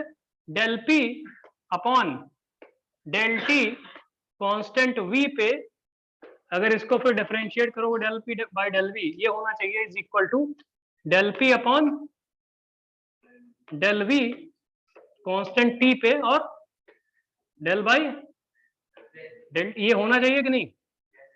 अरे ये समझ पा रहे हो कि नहीं समझ पा रहे हो? यस हाँ ये होना चाहिए ना। किसी को कोई डाउट हो तो बता दो। मतलब अगर सुनो, अगर प्रेशर स्टेट फंक्शन है, तो अगर ये प्रेशर स्टेट फंक्शन है तो पक्का ये वाली कंडीशन होल्ड कर रही होगी, अगर pressure Yes, state sir. Function है तो सुनो, अब बहुत लोग निकालना नहीं जानते। अगर प्रेशर स्टेट फंक्शन है z is equal to F of x Y, तो ये वाला होल्ड कर रहा होगा। सुनो अभी रुक जाओ, हम एक एक निकाल देते हैं। एलएचएस पे आ जाओ पहले। तो ये P is equal to NRT by V है, तो एक काम करो तुम, यहां से del P by del T constant V पे निकालो। देख लो, अभी जल्दीबाजी ना करो क्योंकि काफी लोगों को प्रॉब्लम हो सकती है इसमें। देखो भैया, del P by del T, तो एक बात बताओ, आपने कांस्टेंट क्या रखा है? वॉल्यूम। ये नीचे जो लिखते हैं ना सबस्क्रिप्ट में, मतलब ये कांस्टेंट है, V कांस्टेंट है, और P को डिफरेंशिएट करना किसके टर्म्स में? T के रिस्पेक्ट में। Del P by del T V constant है, क्या इसकी वैल्यू NR बाई V आ जाएगा? यस बताओ दोस्त। यस सर हाँ बहुत बढ़िया। और जो ये निकाला है आपने del P by del T constant V पे, ये आया है NR बाई V।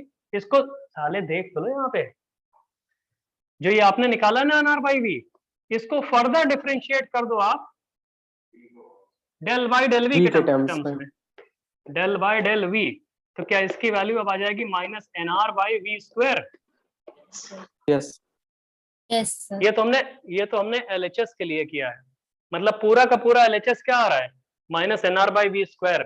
वैसे अब RHS के लिए आओगे, ये क्या था, LHS के लिए था ना ये, वैसे Yes. ही RHS के लिए आओगे तो देखो क्या RHS भी इतना ही आ रहा है। Yes sir, आ रहा RHS है। में पहले निकालो तुम, हाँ ठीक है, del p by del v निकालो कांस्टेंट t पे, और जब ये आ जाए तो ये जो del p by del v निकाला है कांस्टेंट t पे, इसको फर्दर डिफरेंशिएट कर देना del by del t। बताओ क्या आ रहा है, अब किसी को प्रॉब्लम हो तो बताओ। ये भी यही आएगा -nr/v²। करके देखो, नहीं आया तो बताओ। हमने बोला था कोई एक थर्मोडायनेमिक वेरिएबल ले लो जो दो वेरिएबल के टर्म्स में आ रहा है, z = f(x, y), और कोई बोले इसको मैथमेटिकली प्रूव करके दिखाओ, वो एक स्टेट फंक्शन है, स्टेट वेरिएबल है। तो स्टेट वेरिएबल है तो क्या करोगे भैया, उसको आप एग्जैक्ट डिफरेंशियल वाली कंडीशन फॉलो कराओगे, यूलर्स रेसिप्रोसिटी थ्योरम फॉलो कराओगे, जिसको बोल रहे हैं हम कंडीशन फॉर एग्जैक्ट डिफरेंशियल या यूलर्स रेसिप्रोसिटी थ्योरम, वो कराओगे। तो कोई बोले सर प्रेशर वॉल्यूम टेम्परेचर जो आप बोल रहे हो ये स्टेट फंक्शन प्रूव करना है हमको, तो हमें प्रेशर का कोई फंक्शन तो बताओ दो वेरिएबल के टर्म्स में। हम साले क्यों बताएंगे, तुम जानते नहीं हो PV = nRT। कोई बोले नहीं नहीं हम PV = nRT नहीं, हम वो अंडरवॉल इक्वेशन लेंगे, ले लो तब भी आंसर वही आएगा।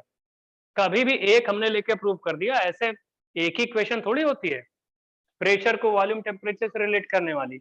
वो अंडरवॉल इक्वेशन ऑफ स्टेट ले सकते हो, वेरियल इक्वेशन ऑफ स्टेट ले सकते हो, डाइट्रीसी इक्वेशन ऑफ स्टेट ले सकते हो, बर्थलॉट इक्वेशन ऑफ स्टेट ले सकते हो, गैसेस की इक्वेशंस होती है रियल गैसेस की। किसी से करोगे तब भी प्रेशर यही आएगा, स्टेट फंक्शन ही आएगा, वॉल्यूम भी स्टेट फंक्शन आएगा, टेम्परेचर भी स्टेट फंक्शन आएगा। इसको साले प्रूव करो जल्दी से अपनी कॉपी में प्रैक्टिस के लिए। अबे ये तो हमने बता दिया दोनों LHS RHS, इसके LHS RHS तुम बनाओ, क्या आएगा यहाँ पे, फंक्शन क्या आएगा पहले, V = nRT/P, और यहाँ पे एक फंक्शन आएगा T = PV/, तो ये तो हमने फंक्शन बना दिया z = f(x, y)। अब इसका ऐसे ही दो बार करके देखो, आ रहा है, करके तो देखो भैया सब लोग जल्दी से। तो मैथमेटिकली आपको पता होना चाहिए कि क्या डेफिनेशन, मैथमेटिकल डेफिनेशन क्या होती है, तो स्टेट फंक्शन की या स्टेट वेरिएबल की। ऐसे कोई बोले सर एंट्रोपी ऐसे हमको प्रूव करिए गिब्स एनर्जी, तो इसका मतलब उसकी भी अगर इक्वेशन ऑफ स्टेट हमको पता लग जाए, जैसे जैसे PV = nRT होती है, हम उसको भी प्रूव कर सकते हैं, किसी के लिए भी प्रूव कर सकते हैं, बस उसका एक वो थर्मोडायनेमिक वेरिएबल के नहीं दो वेरिएबल के टर्म्स में आ जाए। होता है ऐसे ही, बहुत सारा होता है। जल्दी करो इसको। अरे तो हमने ये कर दिया प्रेशर वाला, वॉल्यूम वाला कर लोगे कि नहीं करोगे? यस सर, उसमें -nr/p² आ जाएगा। हाँ तो वॉल्यूम में LHS जो आएगा -nr/p² बता रहे हैं, RHS भी आ जाएगा nr/p², -nr/p²। यस। तो भैया वो डिफरेंशियल इक्वेशन तो बना लोगे ना उसकी, उसमें क्या प्रूव करना है? यस। अरे ये वाली डिफरेंशियल इक्वेशन, और वैसे ये वाली डिफरेंशियल इक्वेशन। बहुत बढ़िया, करके देख लो भैया सब लोग।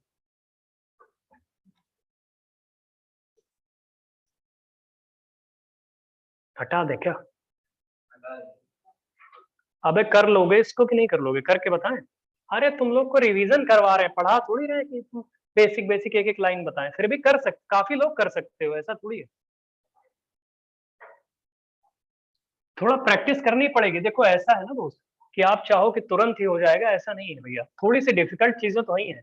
अब एडवांस लेवल पे देखोगे थोड़ा डिफिकल्ट होगा, इतनी जल्दी नहीं कर पाओगे। कुछ लोग कर सकते हो, लेकिन कुछ लोग अब जैसे होता है कि तुरंत नहीं तुरंत समझने की बात नहीं है, तुरंत अप्लाई करना थोड़े लिए थोड़ा सा डिफिकल्ट होता है। तो यहाँ से घर पे जाके डिफिकल्ट, जो अभी डिफिकल्ट लग रहा हो अप्लाई करने में, घर पे जाके देख लेना, ठीक है भैया?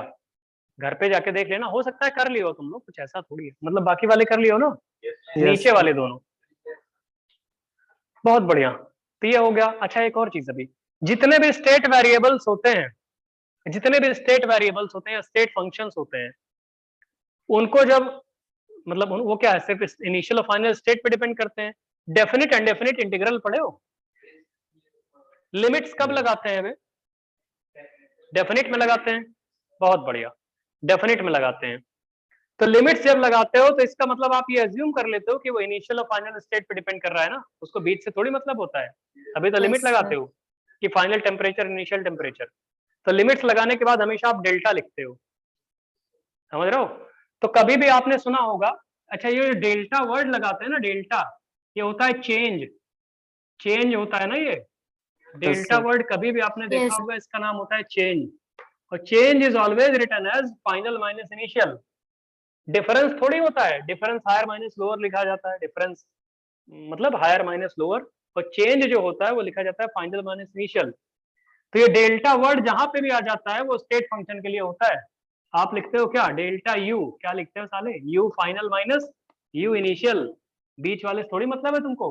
आप क्या लिखते हो? डेल्टा एच, आप लिखते हो डेल्टा पी, डेल्टा टी भी लिखते हो, डेल्टा क्या लिखते हो? जी, डेल्टा यू के बाद डेल्टा ए कुछ भी, डेल्टा जिनके आगे भी लगा देते हो ना दोस्त, डेल्टा वी। डेल्टा वर्ड अगर लग गया है तो इसका मतलब है वो स्टेट फंक्शन है और वो सिर्फ इनिशियल और फाइनल स्टेट पे डिपेंड करता है। डेल्टा मतलब चेंज, चेंज मतलब फाइनल माइनस इनिशियल। जल्दी लिखो इसको, डेल्टा। अच्छा सुनो तो, फर्स्ट लॉ ऑफ थर्मोडायनेमिक्स क्या जानते हो तुम डिफरेंशियल फॉर्म में? क्या जानते हो? केमिस्ट्री में पूछ रहे हैं साले। तो D you is equal to D Q plus D W. Physics ना लिख देना, नहीं तो तुम लिखोगे D Q is equal to D U minus D, क्या लिखते हो? D U plus D W, work का साइन अलग होता है। ये फिजिक्स में होता है, ये केमिस्ट्री में है, दोनों चीजें सेम ही है। केमिस्ट्री में ये होता है, बस डिफरेंस क्या आता है, वहां पे work done by the gas कुछ और लेते हैं नेगेटिव साइन, और यहाँ पे work done by the gas वहां पॉजिटिव यहाँ नेगेटिव, ठीक है? Sir, system लिख, surrounding जैसे suppose हाँ ठीक है, उल्टा हो सुनो जाता है. केमिस्ट्री पढ़ा रहे हैं। देखो जब इसको इंटीग्रेट, ये डिफरेंशियल फॉर्म में है, फर्स्ट लॉ ऑफ थर्मोडायनेमिक्स। अभी रुक जाओ, सिर्फ वो बताना FLOT जो है आपका, FLOT बोले तो फर्स्ट लॉ ऑफ थर्मोडायनेमिक्स। तुम लोग पढ़ चुके हो इसलिए थोड़ा शॉर्ट में बता रहे हैं। जो फर्स्ट लॉ ऑफ थर्मोडायनेमिक्स है, रिवीजन चल रहा है एक तरह से, है ना भैया? तो डिफरेंशियल फॉर्म में ये लिखते हो, जब इसको इंटीग्रेट करते हो मेरे दोस्त, एक बात तो बताओ, d you is equal to D Q plus D डब्ल्यू, जानते हो जब इसको इंटीग्रेट करते हैं तो क्या होता है? इसकी जगह क्या लिखते हैं? Delta U. इसकी जगह क्या लिखते हैं? साले गलती से लिख दोगे, गलत हो जाएगा। Delta Q plus delta W होता ही नहीं है, गलत है।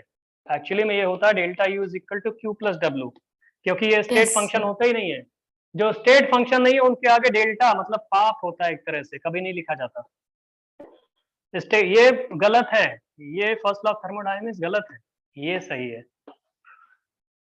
कहीं भी लिखा हो गलत काट देना, क्योंकि वो जो वर्क होता है और हीट होती है ये इनएग्जैक्ट डिफरेंशियल होते हैं, यूलर्स रेसिप्रोसिटी थ्योरम फॉलो नहीं करते, वो स्टेट वेरिएबल्स नहीं होते, वो पाथ पे डिपेंड करते हैं। काइनेटिक फ्रिक्शन फोर्स, तुमको लगता है साले यहाँ से वहां चल के जाएंगे तुम चेंज निकाल लोगे? रास्ते भर चलते हुए जाएंगे, काइनेटिक फ्रिक्शन फोर्स वर्क नहीं करेगा। Yes, तो sir. वर्कडन को तुम कैसे डेल्टा लगा दे रहे हो? So non-conservative. हाँ नॉन कंजर्वेटिव भी है। ये कहीं भी लिखा है गलत काट देना, मारना अलग से साले को कि ये जो लिखा हुआ है जिसने भी लिखा है, समझ रहे हो भैया? ये गलत होता है। दूसरा वाला सही है जो delta you is equal to Q plus डब्ल्यू, ठीक है? क्यू और डब्ल्यू जो होते हैं वो पाथ फंक्शंस होते हैं, अभी बता देंगे उसको। वो स्टेट पे डिपेंड नहीं करते, पाथ पे डिपेंड करते हैं। आप चल के जाओगे जो भी है, काइनेटिक फ्रिक्शन फोर्स वर्क करेगा, जो वर्क डन जो होता है। तो इसका मतलब डेल्टा कहाँ पे लगता है? हमारा कुल मिला के कहने का ये मतलब है, डेल्टा अगर लगाते हो तो पक्का वो स्टेट फंक्शंस के लिए होता State है। function पे. डिस्टेंस में कभी डेल्टा लगाते हो? वो तुम No, जो sir. डेल्टा एक्स लिखते हो ना, डेल्टा एक्स वो डिस्प्लेसमेंट के लिए होता है।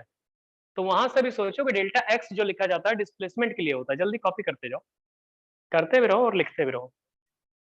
डिस्प्लेसमेंट के लिए हम लोग डेल्टा लगाते हैं, डिस्टेंस के लिए डेल्टा नहीं, सीधे लिखते हैं एस या एल, लेंथ हो गया। समझ रहे हो भैया? Yes. अब देखो, अभी तो FLOT में पढ़ाएंगे, ये मत सोचो फर्स्ट लॉ ऑफ थर्मोडायनेमिक्स चल रहा है, अभी तो शुरू भी नहीं हुआ। उसको शुरू करने के पहले कुछ डेटा बता रहे हैं तुमको। स्टेट फंक्शन समझ में आ गए, mathematical definition theoretical definition clear हो गई। अभी अब चलिए लिखिए पाथ फंक्शंस, पाथ वेरिएबल्स या पाथ फंक्शंस, पाथ वेरिएबल्स या पाथ फंक्शंस।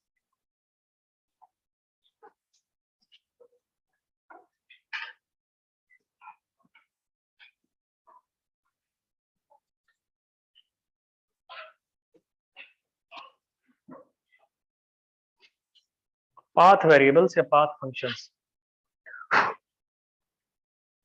कौन कौन से होते हैं? अरे लिख लो उसमें, thermodynamic variables associated with the system which depends on the path taken by, मतलब वही प्रोसेस जो भी है, जो प्रोसेस के पाथ पे डिपेंड करता है। अरे थर्मोडायनेमिक वेरिएबल्स जो होते हैं associated with a system which depends, मतलब which, या बोल सकते हो does not depend initial and final state of the system, या which depend on the path taken by system या पाथ टेकन बाय प्रोसेस, उसे बोलते हैं हम लोग पाथ वेरिएबल या पाथ फंक्शंस। जो पाथ पे डिपेंड करता है उसे पाथ वेरिएबल या पाथ फंक्शन बोलते हैं। किसी भी प्रोसेस से रिलेटेड एसोसिएटेड थर्मोडायनेमिक वेरिएबल जो है जो पाथ पे डिपेंड करता है ना भैया। लिखो जैसे for example work done, work done, वैसे वो टोटल वर्क डन होता है लेकिन चलो लिखो वर्क डन।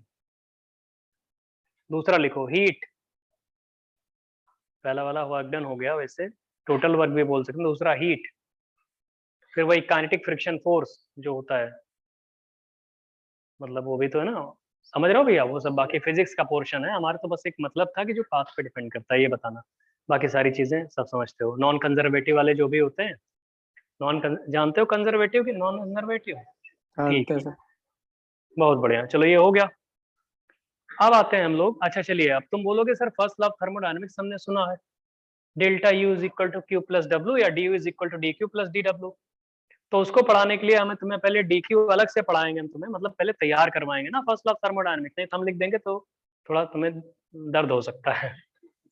इसलिए पहले तुम्हें इंटरनल एनर्जी अलग से पढ़ा रहे हैं, हीट अलग से पढ़ाएंगे, वर्क डन अलग से पढ़ाएंगे। जब इंटरनल एनर्जी पढ़ाएंगे, क्या होती है इंटरनल एनर्जी का फॉर्मूला क्या होता है?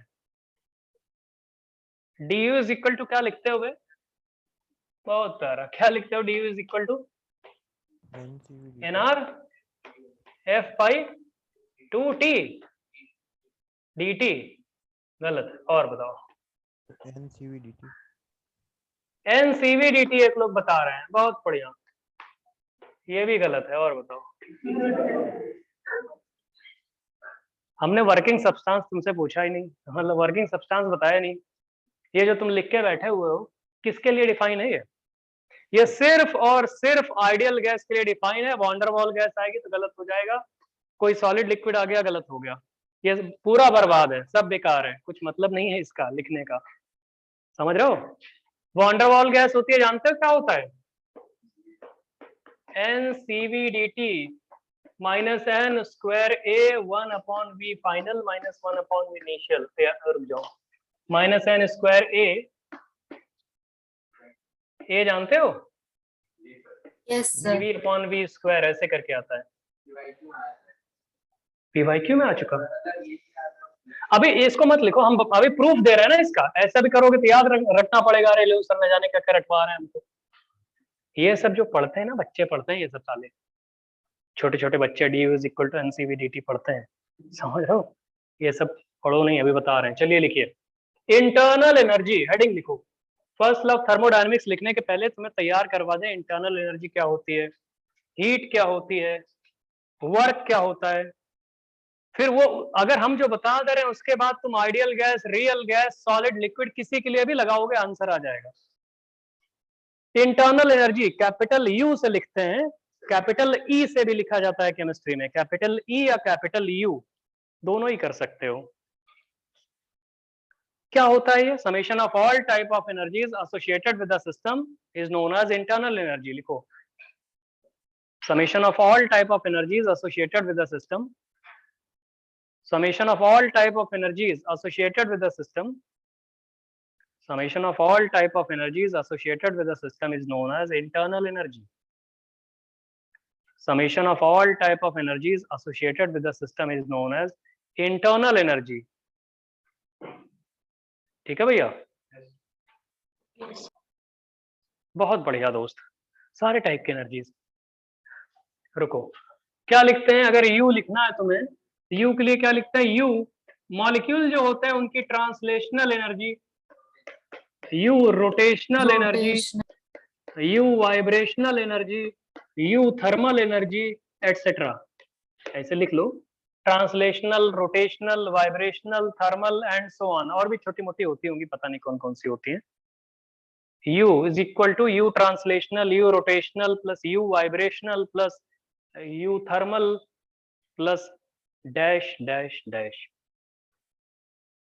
U translational, U rotational, है ना।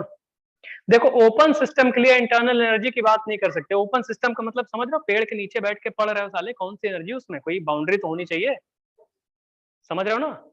इसलिए हम कोई भी प्रोसेस केमिस्ट्री में कराया जाएगा तो वो क्लोज सिस्टम या आइसोलेटेड सिस्टम में कराया जाएगा, समझ रहे हो कि नहीं भैया। क्लोज्ड सिस्टम या आइसोलेटेड सिस्टम में कोई भी प्रोसेस कैरिड आउट कराया जाना है तो फॉर अ क्लोज्ड सिस्टम ये ऑब्जर्व किया गया है कि इंटरनल एनर्जी एक्चुअली में, लिखो for closed end isolated system,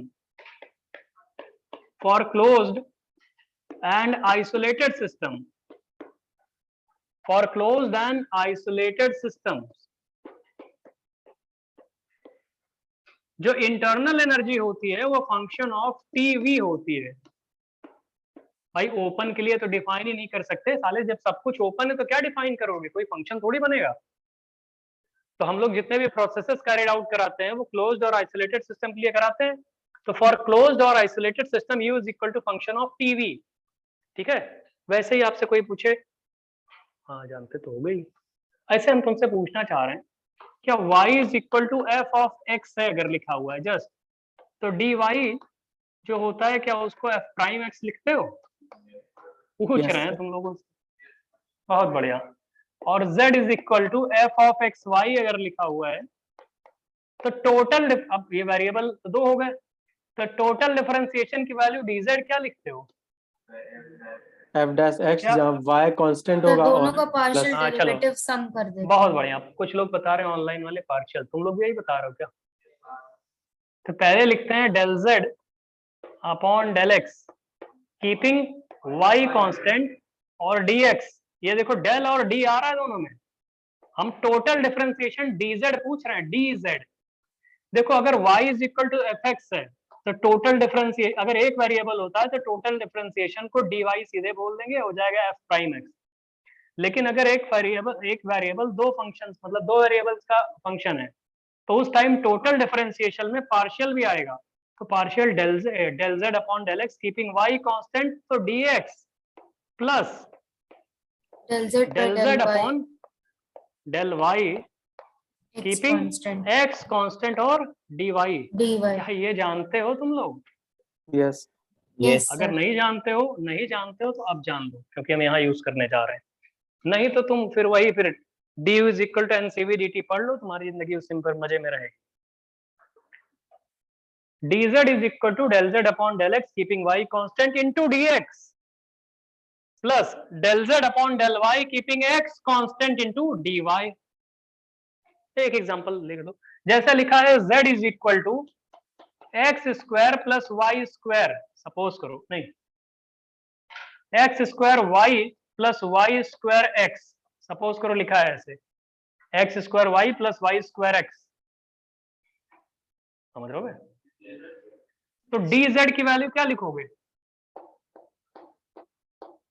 एक बार dz के निकालने के लिए तुम एक काम करो, dz पूछा है टोटल डिफरेंशिएशन, तो एक बार तुम y को कांस्टेंट ले लो, y कांस्टेंट लोगे तो x के रिस्पेक्ट में डिफरेंशिएट करोगे, नहीं बता रहे हो साले, yes. y कांस्टेंट रखोगे तो x के रिस्पेक्ट में डिफरेंशिएट करोगे तो क्या आएगा, 2xy xy और dx dx नहीं लिखोगे, समझ रहे हो?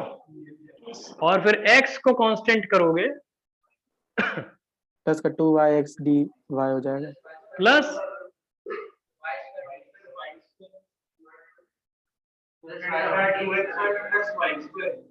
रुक जाओ, प्लस के साथ अभी, हाँ पहले में ही आएगा सर y पहले स्क्वायर टर्म और में दो y आए square dx y square dx dx, अभी और भी टर्म आएगा इसमें, प्लस दूसरे वाले के दो। दूसरे वाले का करोगे ना, इसका वाला यस x को कांस्टेंट 2xy करोगे तो क्या dy आएगा, 2xy dy plus x square,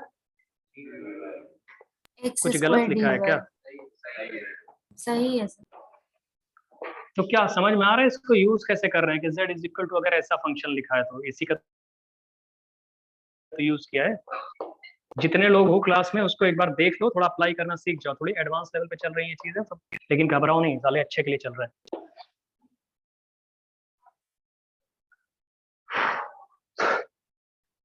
जल्दी करो दोस्त।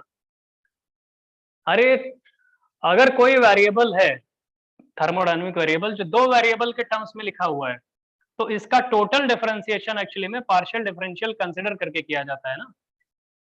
तो पार्शियल डिफरेंशियल करते टाइम एक तो कांस्टेंट लिख के दूसरे के रिस्पेक्ट में डिफरेंशिएट करते हैं इनटू dx, फिर दूसरे को कांस्टेंट करके फर्स्ट वाले के रिस्पेक्ट में डिफरेंशिएट करते हैं इनटू dy। एक एग्जांपल सपोज करो ये लिखा है तो dz को टोटल डिफरेंशिएशन बोलते हैं ना भैया, ठीक है दोस्त।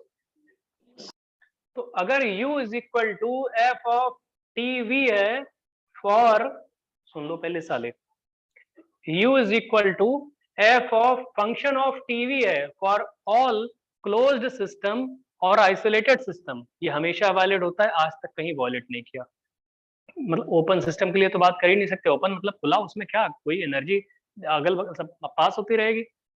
क्लोज्ड और आइसोलेटेड सिस्टम में तो एनर्जी के लिए हम लोग कंडीशन लगा सकते हैं। तो ये होता है फंक्शन ऑफ टीवी, ऑब्जर्व किया गया। कोई बोले कैसे है भैया, आप ऑब्जर्व किया गया, इसमें थोड़ा सा आपको ध्यान देना पड़ेगा। अगर इस टाइम टोटल डिफरेंशिएशन लिखोगे तो हमको लिखने दो du इज इक्वल टू, तो du इज इक्वल टू हम जो लिख रहे हैं उसको देख लो पहले, एक मिनट। लिखेंगे del u upon del t, एक minute, del u upon del v, पहले क्या लिख दें, डेल t लिख देते हैं। Del u upon del t constant v पे, और क्या आएगा dt, plus del u upon del v, del v t constant t पे, और dv। वही का यूज करके लिखा हुआ है। यस इसको इतना लिखो, जल्दी से लिखो टोटल डिफरेंशिएशन आपको आना चाहिए। थोड़ी मैथमेटिक्स बढ़ाओ, अपना लेवल थोड़ा सा बढ़ाओ। लिखो इतना।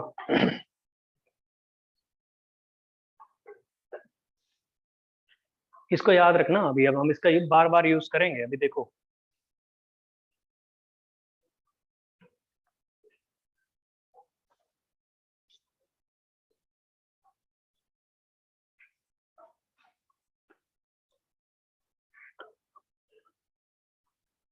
कॉपी कर लिया भैया इसको? यस। बहुत बढ़िया दोस्त।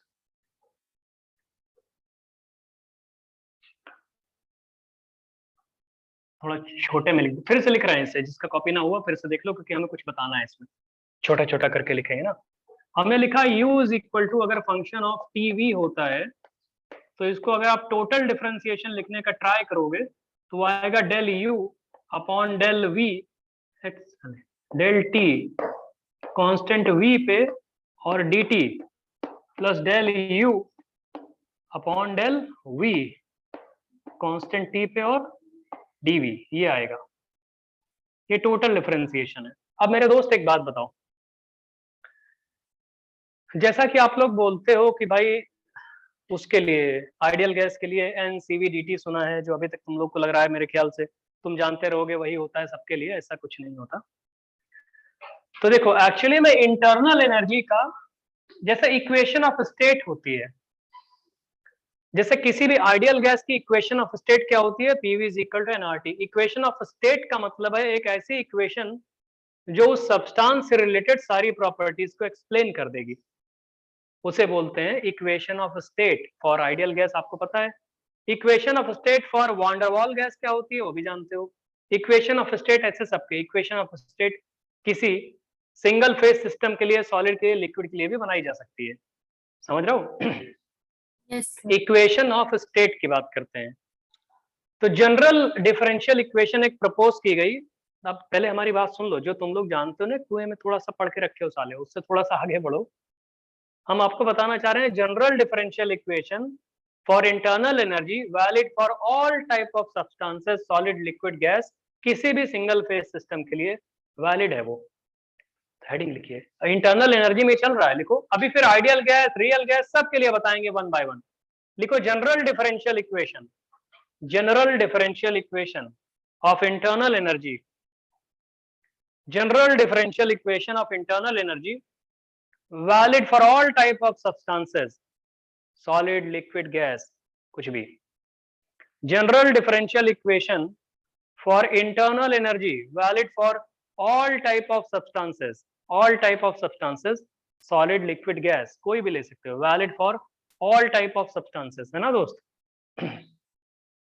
और इसी से अभी हम तुम्हें आइडियल गैस के लिए प्रूव करके दिखाएंगे du is equal to ncv dt, और रियल गैस के लिए भी आप लोग करके बताओगे, है ना।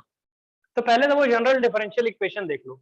वो जनरल डिफरेंशियल इक्वेशन क्या होती है उसको आपको थोड़ा सा आइडिया होगा, नहीं है तो कोई बात नहीं, इधर देखो जो बता रहे हैं उसको लिखो, पहले देखो लिखना बाद में। जनरल डिफरेंशियल इक्वेशन ऐसे लिखी जाती है,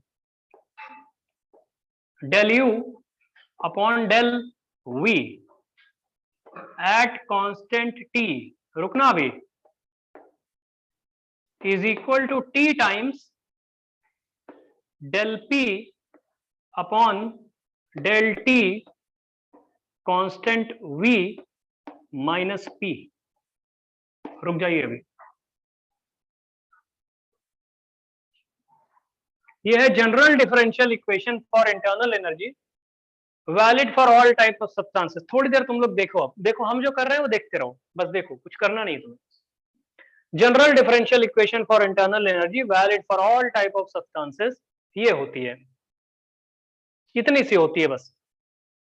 अब कोई बोले हमें आइडियल गैस के लिए निकालना है डी यू, रियल गैस के लिए निकालना है डी यू, तो इसकी और इसकी हेल्प लेंगे, बस हो जाएगा, सब कुछ हो जाएगा, सब कुछ हो जाएगा। अब रुकिए, रुको, अब कोई बोले if ideal gas is working substance, अभी रियल गैस भी वर्किंग सब्सटेंस बताएंगे, कोई भी single phase system working substance ले लो।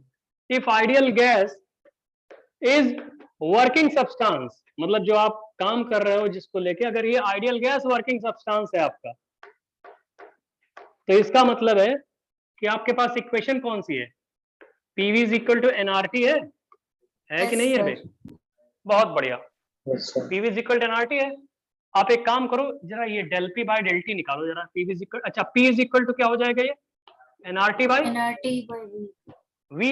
अब आप एक बात बताओ, हमको ये निकालो del p upon del T constant we पे निकाल के दिखाओ जरा, क्योंकि इसकी जरूरत पड़ने वाली। एनआर बाई वी, तुम लोग बता रहे हो एनआर बाई वी, यहाँ से आ जाएगा। Yes sir. सुन तो लो साले, जरा del P by del t की वैल्यू कांस्टेंट वॉल्यूम पे यहाँ उठा के पुट करो, एनआर बाई वी आया और एनआरटी बाई वी आ जाएगा। एनआरटी बाई वी का मतलब क्या हो जाएगा, पी, और p minus p is equal to 0।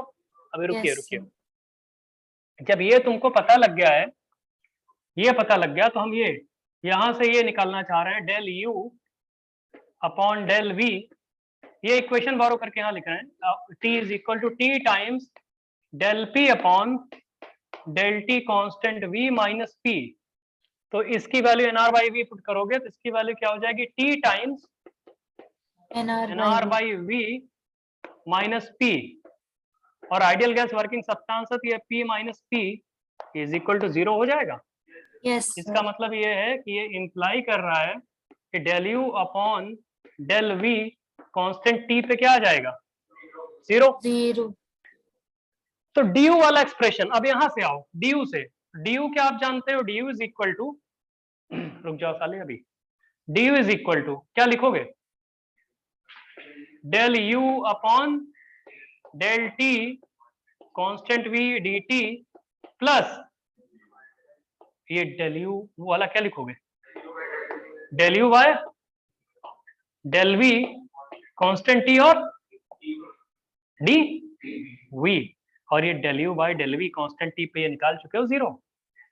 तो इसका मतलब है अगर आइडियल गैस वर्किंग सब्सटेंस है तो जो डी यू की वैल्यू आ रही है वो del u upon del T constant we पे डी टी बोलते हैं प्लस 0, ये 0 हो जाएगा। और ये del u upon del T constant we पे, इसी को बोलते हैं मोलर हीट कैपेसिटी। थोड़ा बहुत आपको आइडिया है, मोलर हीट कैपेसिटी जब डिफाइन की जाती है एक्चुअली हम अभी हीट पढ़ाए होते, अगर थोड़ी देर पहले हम Q is equal to M S D t लिखे होते तो हम इसको बता चुके होते कि ये del u by del T constant we पे होता है। लिख दे, तुम लोग को ये कंफ्यूज हो रहा होगा इसको सीवी क्यों बोले, रुक जाओ लिख रहे हैं, अभी लिख रहे हैं, रुक जाओ अभी। इसकी जगह जो लिखा जाता है, इसकी जगह वो लिखते हैं n c v molar heat, n CV m into d t लिखा जाएगा। ये एन सीवी एम होता है। तुम बोलोगे अच्छा समझ में आ गया, यहाँ से प्रूव हो गया कि आइडियल गैस अगर वर्किंग सब्सटेंस है तो n CV m molar heat ये आएगा। Yes. लेकिन अगर वर्किंग सब्सटेंस तुम्हारा रियल गैस होता तो ये इक्वेशन नहीं होती, अगर ये इक्वेशन ना होती तो ये ना होता और ये जीरो नहीं होता, तो ये भी वैल्यू जीरो नहीं, ये मतलब ये नहीं आती। अभी तुम लोग बताओगे क्या आएगी, तुम लोग खुद बताओगे। डी आ गया। अब तुम हो सकता है तुम में से कई लोग, अच्छा एक बात बताओ, ये आपको पता है u as a function of t v, फिर से देखो u as a function of t v पता होता है, du क्या होता है ये निकाल लोगे, टोटल डिफरेंशिएशन थोड़ी मैथमेटिक्स लगेगी। General differential equation of internal energy valid for all type of substances, ये होता है, ये आपको तीनों चीजें पता है। अब हम बोल रहे हैं अगर आइडियल गैस वर्किंग सब्सटेंस है तो PV is equal to NRT, P is equal to this, और del P by del T constant we पे निकाल दिया क्योंकि उसकी जरूरत पड़ने वाली है इसलिए निकाला हमने।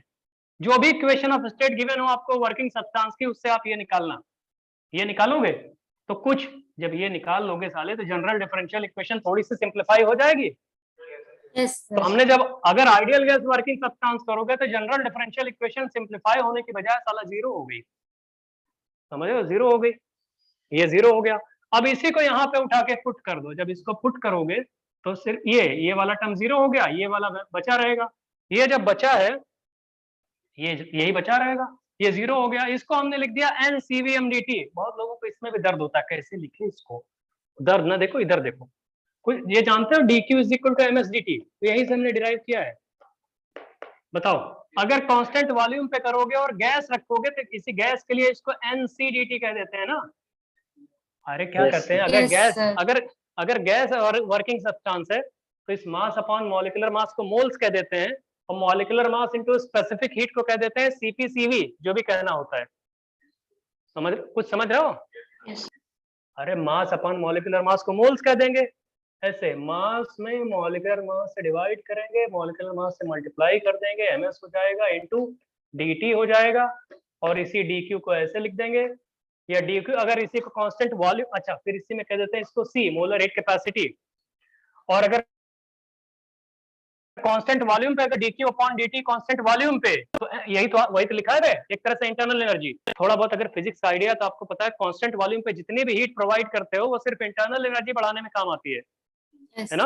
Yes, sir. तो इसीलिए तो इसका मतलब इस क्यू को हम डी बोल देंगे उस टाइम, कांस्टेंट वॉल्यूम पे इंटरनल एनर्जी बढ़ाने में सारी हीट लग गई, और D you by D T की वैल्यू क्या सीधे एनसीवी डी टी आ जाएगी। तो ये सही है ना कि इसकी वैल्यू एनसीवी डी टी लिखी, एनसीवी लिखा हुआ है इसकी वैल्यू, समझ रहे हो कि नहीं समझ रहे हो? yes, तो sir. अगर आइडियल, इसका मतलब एक प्रूफ तुमको मिल गया कि अगर ये वर्किंग सब्सटेंस आइडियल गैस का है तभी ये वैलिड है। तुमने वर्किंग सब्सटेंस में थोड़ा सा भी छेड़छाड़ किया तो डी यू का ये फॉर्मूला गड़बड़ हो जाएगा। इसी को जो n into f r by two कहते हो तुम लोग, सीवी की वैल्यू क्या होती है एफ आर बाई टू, तो एन डिग्री ऑफ फ्रीडम लेते हैं ना, n into f r by two into d t कहते हो, तो वो सिर्फ तब है जब साले वर्किंग सब्सटेंस ये है। अभी हम चेंज कर रहे हैं वर्किंग सब्सटेंस, समझ में आ रहा है? रेलेवेंट कुछ लग रहा है? जल्दी इसको लिखो, जल्दी लिखो लिखो लिखो, जल्दी करो।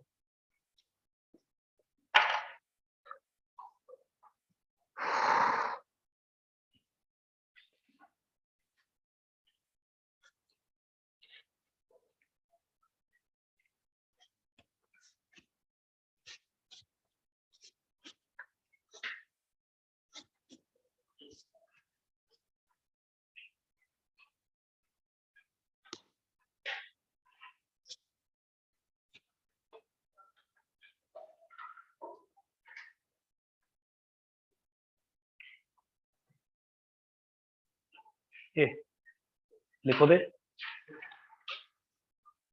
वर्किंग सब्सटेंस अगर आइडियल गैस है तभी तुम्हारा ये सिर्फ n CV m d t आएगा, जिसको n into f r by two कहते हो। इसी को बाद में तुम लोग सीपीसीवी का जो तुम लोग जानते हो उसलिए हम लिख रहे हैं, अब 11th में होते तो इसको और थोड़ा डिटेल में बताते। तुम लोग एक बार पढ़ चुके ना, एन इंटू सीवी की वैल्यू जो होती है total degree of freedom into universal gas constant upon two into d T. ये सिर्फ तब होता है इसी du की वैल्यू कब होती है भाई? जब आइडियल गैस वर्किंग सब्सटेंस हो। तुमने अगर आइडियल गैस छोड़ दिया, गड़बड़ हो गया, कोई दूसरी गैस ले ली जिसका कोई इक्वेशन ऑफ स्टेट दूसरी गिवन है, तो इक्वेशन ऑफ स्टेट दूसरी गिवन है तो पूरा मामला ही बदल जाएगा। आंसर ये नहीं आएगा N/Fr/2 × dt।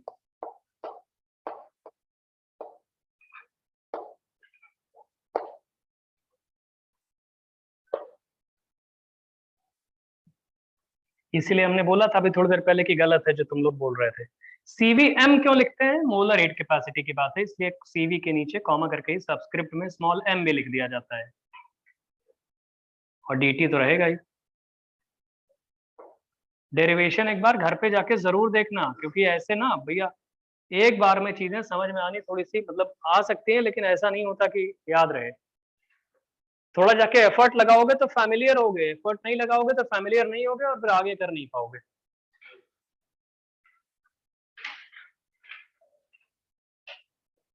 तो अगर आइडियल गैस वर्किंग सब्सटेंस है तो PV = nRT हो जाएगा, और हमें पता है del P/del T constant V पे निकाल लेते हैं पहले ही, तो ये वाला टर्म हमको पता लग जाएगा। ये वाला टर्म एक्चुअली टोटल डिफरेंशिएशन में पहले ही आ रहा है, ये जो टोटल डिफरेंशिएशन वाला टर्म है उसमें ये वाला टर्म आ रहा है, तो हम इसको अलग से कैलकुलेट कर ले रहे हैं। क्या साले क्या बड़बड़ा रहा हूँ? और साले घंटा आप गिरा देंगे भैया, हम पढ़ा रहे हैं ना, जॉब भी दिखेगा थोड़ी देर में रियल गैस। समझ रहे हो भैया? क्लियर है भैया? कॉपी कर लियो? ये दोस्त पीछे वाले तुम लोग कॉपी कर लिए? लिखो if van der Waals gas, real gas नहीं लिखो, रियल में साले कई गैसेस होती हैं, वॉन्डरवॉल भी होती है, विरियल भी होती है, बर्थलॉट भी होती है, डाइट्रीसी भी होती है, एक एक करके पढ़ाएंगे। लेकिन पहले लिखो इफ वॉन्डरवॉल, VAN अलग होता है, DER डर अलग होता है, WAAL अलग होता है। Van der Waals gas is the working substance. अगर वर्किंग सब्सटेंस वॉन्डरवॉल गैस है, if van der Waals gas is the working substance, अगर वॉन्डरवॉल गैस तुमने वर्किंग सब्सटेंस ले लिया तो क्या होगा मेरे दोस्त? अगर कॉपी कर चुके हो तो हम हटा दें उधर वाला। अगर वॉन्डरवॉल गैस वर्किंग सब्सटेंस है सर वो equation real gas equation use होगी सर। तो वॉन्डरवॉल गैस इक्वेशन यूज होगी, हटा दे रहे हैं भैया। देखो कॉपी कर लेना तुम लोग, अभी ठीक है, कुछ लोग बेचारे समझते रहते हैं बाद में लिखते हैं, वो भी ठीक है, लेकिन अब चलो जल्दी लिख लो इसको। देखो वॉन्डरवॉल गैस करा दें बस, देखिए बाकी फिर बताएंगे। N/Fr/2 नीचे लिख लिए थे, हेडिंग लिखे if van der Waals gas is working substance. Van der Waals की इक्वेशन क्या होती है? P + n² A/V², n मोल के लिए बताते हैं general, into V - NB NB is equal to nRT होता है। yes सुनो तो साले, नहीं समझ रहे हो? अच्छा यहीं से प्रेशर को अगर अलग करोगे तो क्या प्रेशर की वैल्यू आ जाएगी nRT/V - NB -n² A/V², यही आएगा। Yes sir.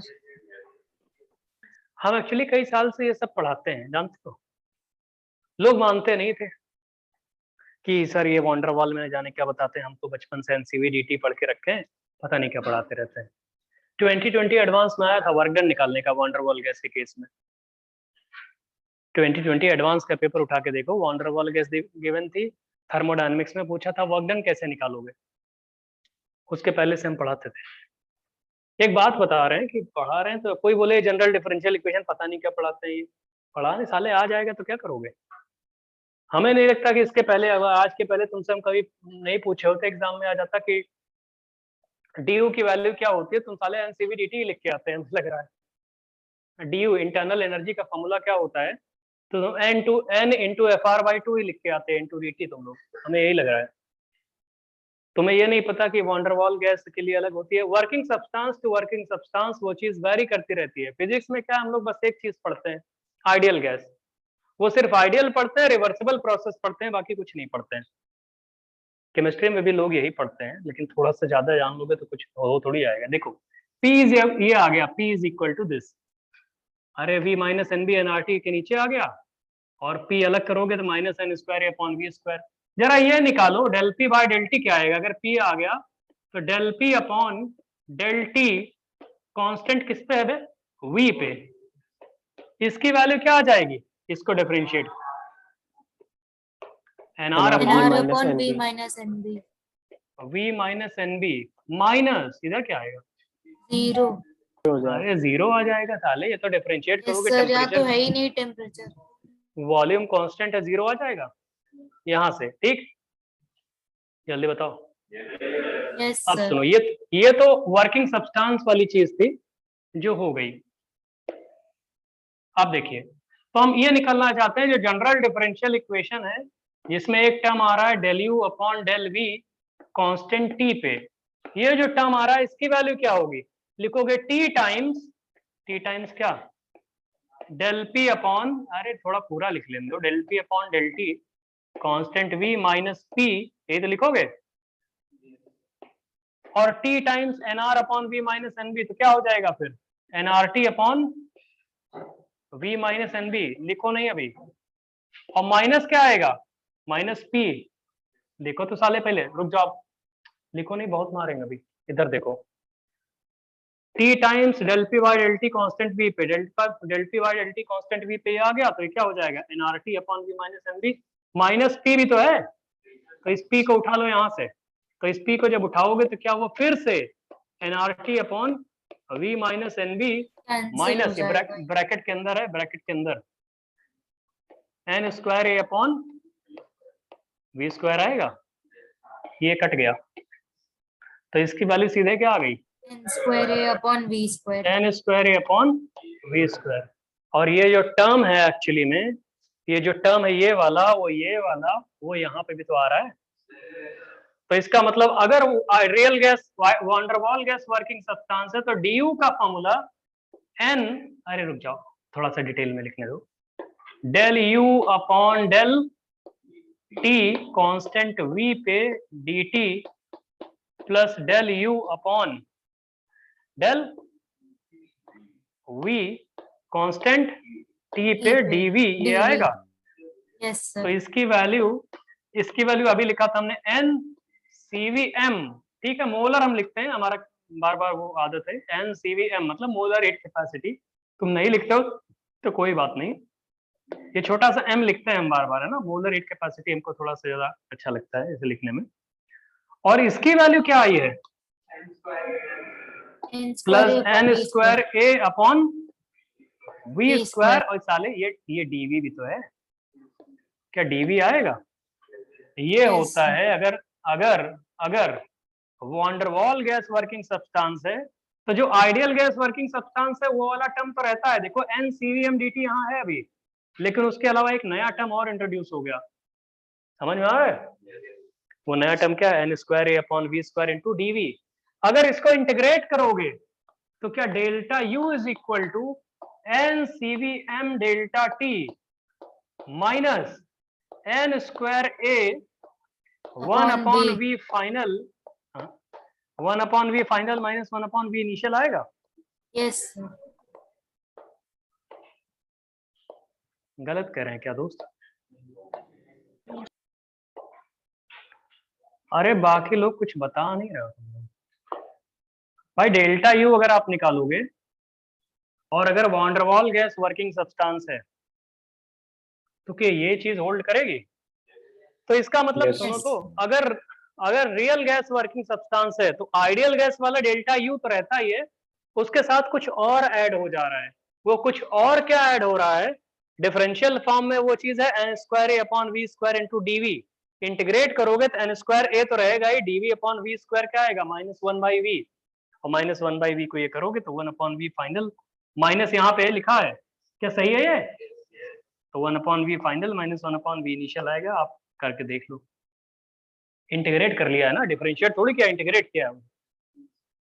तो इसका मतलब अगर वर्किंग सब्सटेंस कुछ और बदला तो इक्वेशन कुछ और हो जाएगी, लेकिन एक चीज हमेशा कॉमन रहेगी, जो पहला वाला टर्म है जिसको एन सीवीएम डीटी बोलते हैं, ये तो सबके लिए सेम है ना, और दूसरा वाला टर्म ये जनरल डिफरेंशियल इक्वेशन से आ रहा है, तो अगर वर्किंग सब्सटेंस तुमने चेंज किया तो वर्किंग सब्सटेंस चेंज करने पर सिर्फ ये वाला टर्म बार बार बदलता है, ये वाला टर्म। तो इसका मतलब जो फर्स्ट वाला टर्म है जो कि आइडियल गैस इक्वेशन में आया था NCVMDT, या NCVMDT को N इंटू FR/2 DT बोला गया था ना, वो हमेशा कांस्टेंट रहेगा। अगर आइडियल गैस होती है वर्किंग सब्सटेंस तो जो टर्म आता है तुम्हारा du वाला, du is equal to NCVMDT, या इसी को बोलते हो is equal to N into F into R upon 2 into dt। ये du का एक्सप्रेशन ये तो हमेशा ही रहेगा, लेकिन उसी में कुछ कुछ ऐड होते रहेंगे। अच्छा, इसी को इंटीग्रेट करते तो क्या आता है, delta you is equal to N into FR/2 into delta t आता। तो ये वाला टर्म तो हमेशा रहेगा, लेकिन आइडियल गैस होगी तो बस इतना सा रहेगा। लेकिन अगर आइडियल गैस नहीं है, रियल गैस है या कोई और गैस है या कोई सॉलिड है कोई लिक्विड है, तो आपका इसके साथ एक नया टर्म इंट्रोड्यूस होगा। वो नया वाला term depending upon substance very करता जाएगा, सब्सटेंस टू सब्सटेंस वेरी करता जाएगा। समझ रहे हो भैया? तो हम आपको Yes, sir. First law of thermodynamics पढ़ाना चाह रहे हैं, लेकिन उसमें 3 टर्म आते हैं, डेल्टा यू, क्यू और डब्ल्यू। तो अभी तो हमने यू के बारे में आपको बताया कि अगर आइडियल गैस वर्किंग सब्सटेंस है तो वो वॉन डर वॉल गैस वर्किंग सब्सटेंस है तो डी का फॉर्मूला ये। डी याद रखना, डेल्टा यू याद रखने की जरूरत नहीं है, क्योंकि डी पता रहेगा तो तुरंत इंटीग्रेट कर सकते हो। ये अगर कोई बोले कि हाइपोथेटिकली एग्जाम में कोई नया वर्किंग सब्सटेंस दे दे तो करना क्या, ये ड्रामा तो करना पड़ेगा। समझ रहे हो? सॉलिड्स जो होते हैं, लिक्विड होते हैं, उनकी भी इक्वेशन ऑफ स्टेट होती है जैसे ये गैस की होती है, आइडियल गैस, रियल गैस की। वो आपको गिवन होगी तो उसका इंटरनल एनर्जी कुछ और तरीके आएगी। समझ रहे हो भैया? तो अब अगली क्लास में तुमको हीट और क्या बचा है, वर्क डन, ये पढ़ाएंगे। और फिर उसके बाद FLOT, first law of thermodynamics कायदे में बताएंगे, फिर सेकेंड लॉ बताएंगे, फिर थर्ड लॉ बताएंगे। टाइम लगेगा इसमें क्योंकि बड़ा चैप्टर है ये काफी। थर्मोडायनेमिक्स पढ़ाएंगे, थर्मोकेमिस्ट्री तो पढ़ ही चुके होगे साले, कि उसको भी पढ़ोगे हमसे। चलो ठीक है, ओके, ब्रेक। धन्यवाद। Thank you, sir. Thank you, thank you, thank you, sir. Thank you, sir. Thank you, thank you.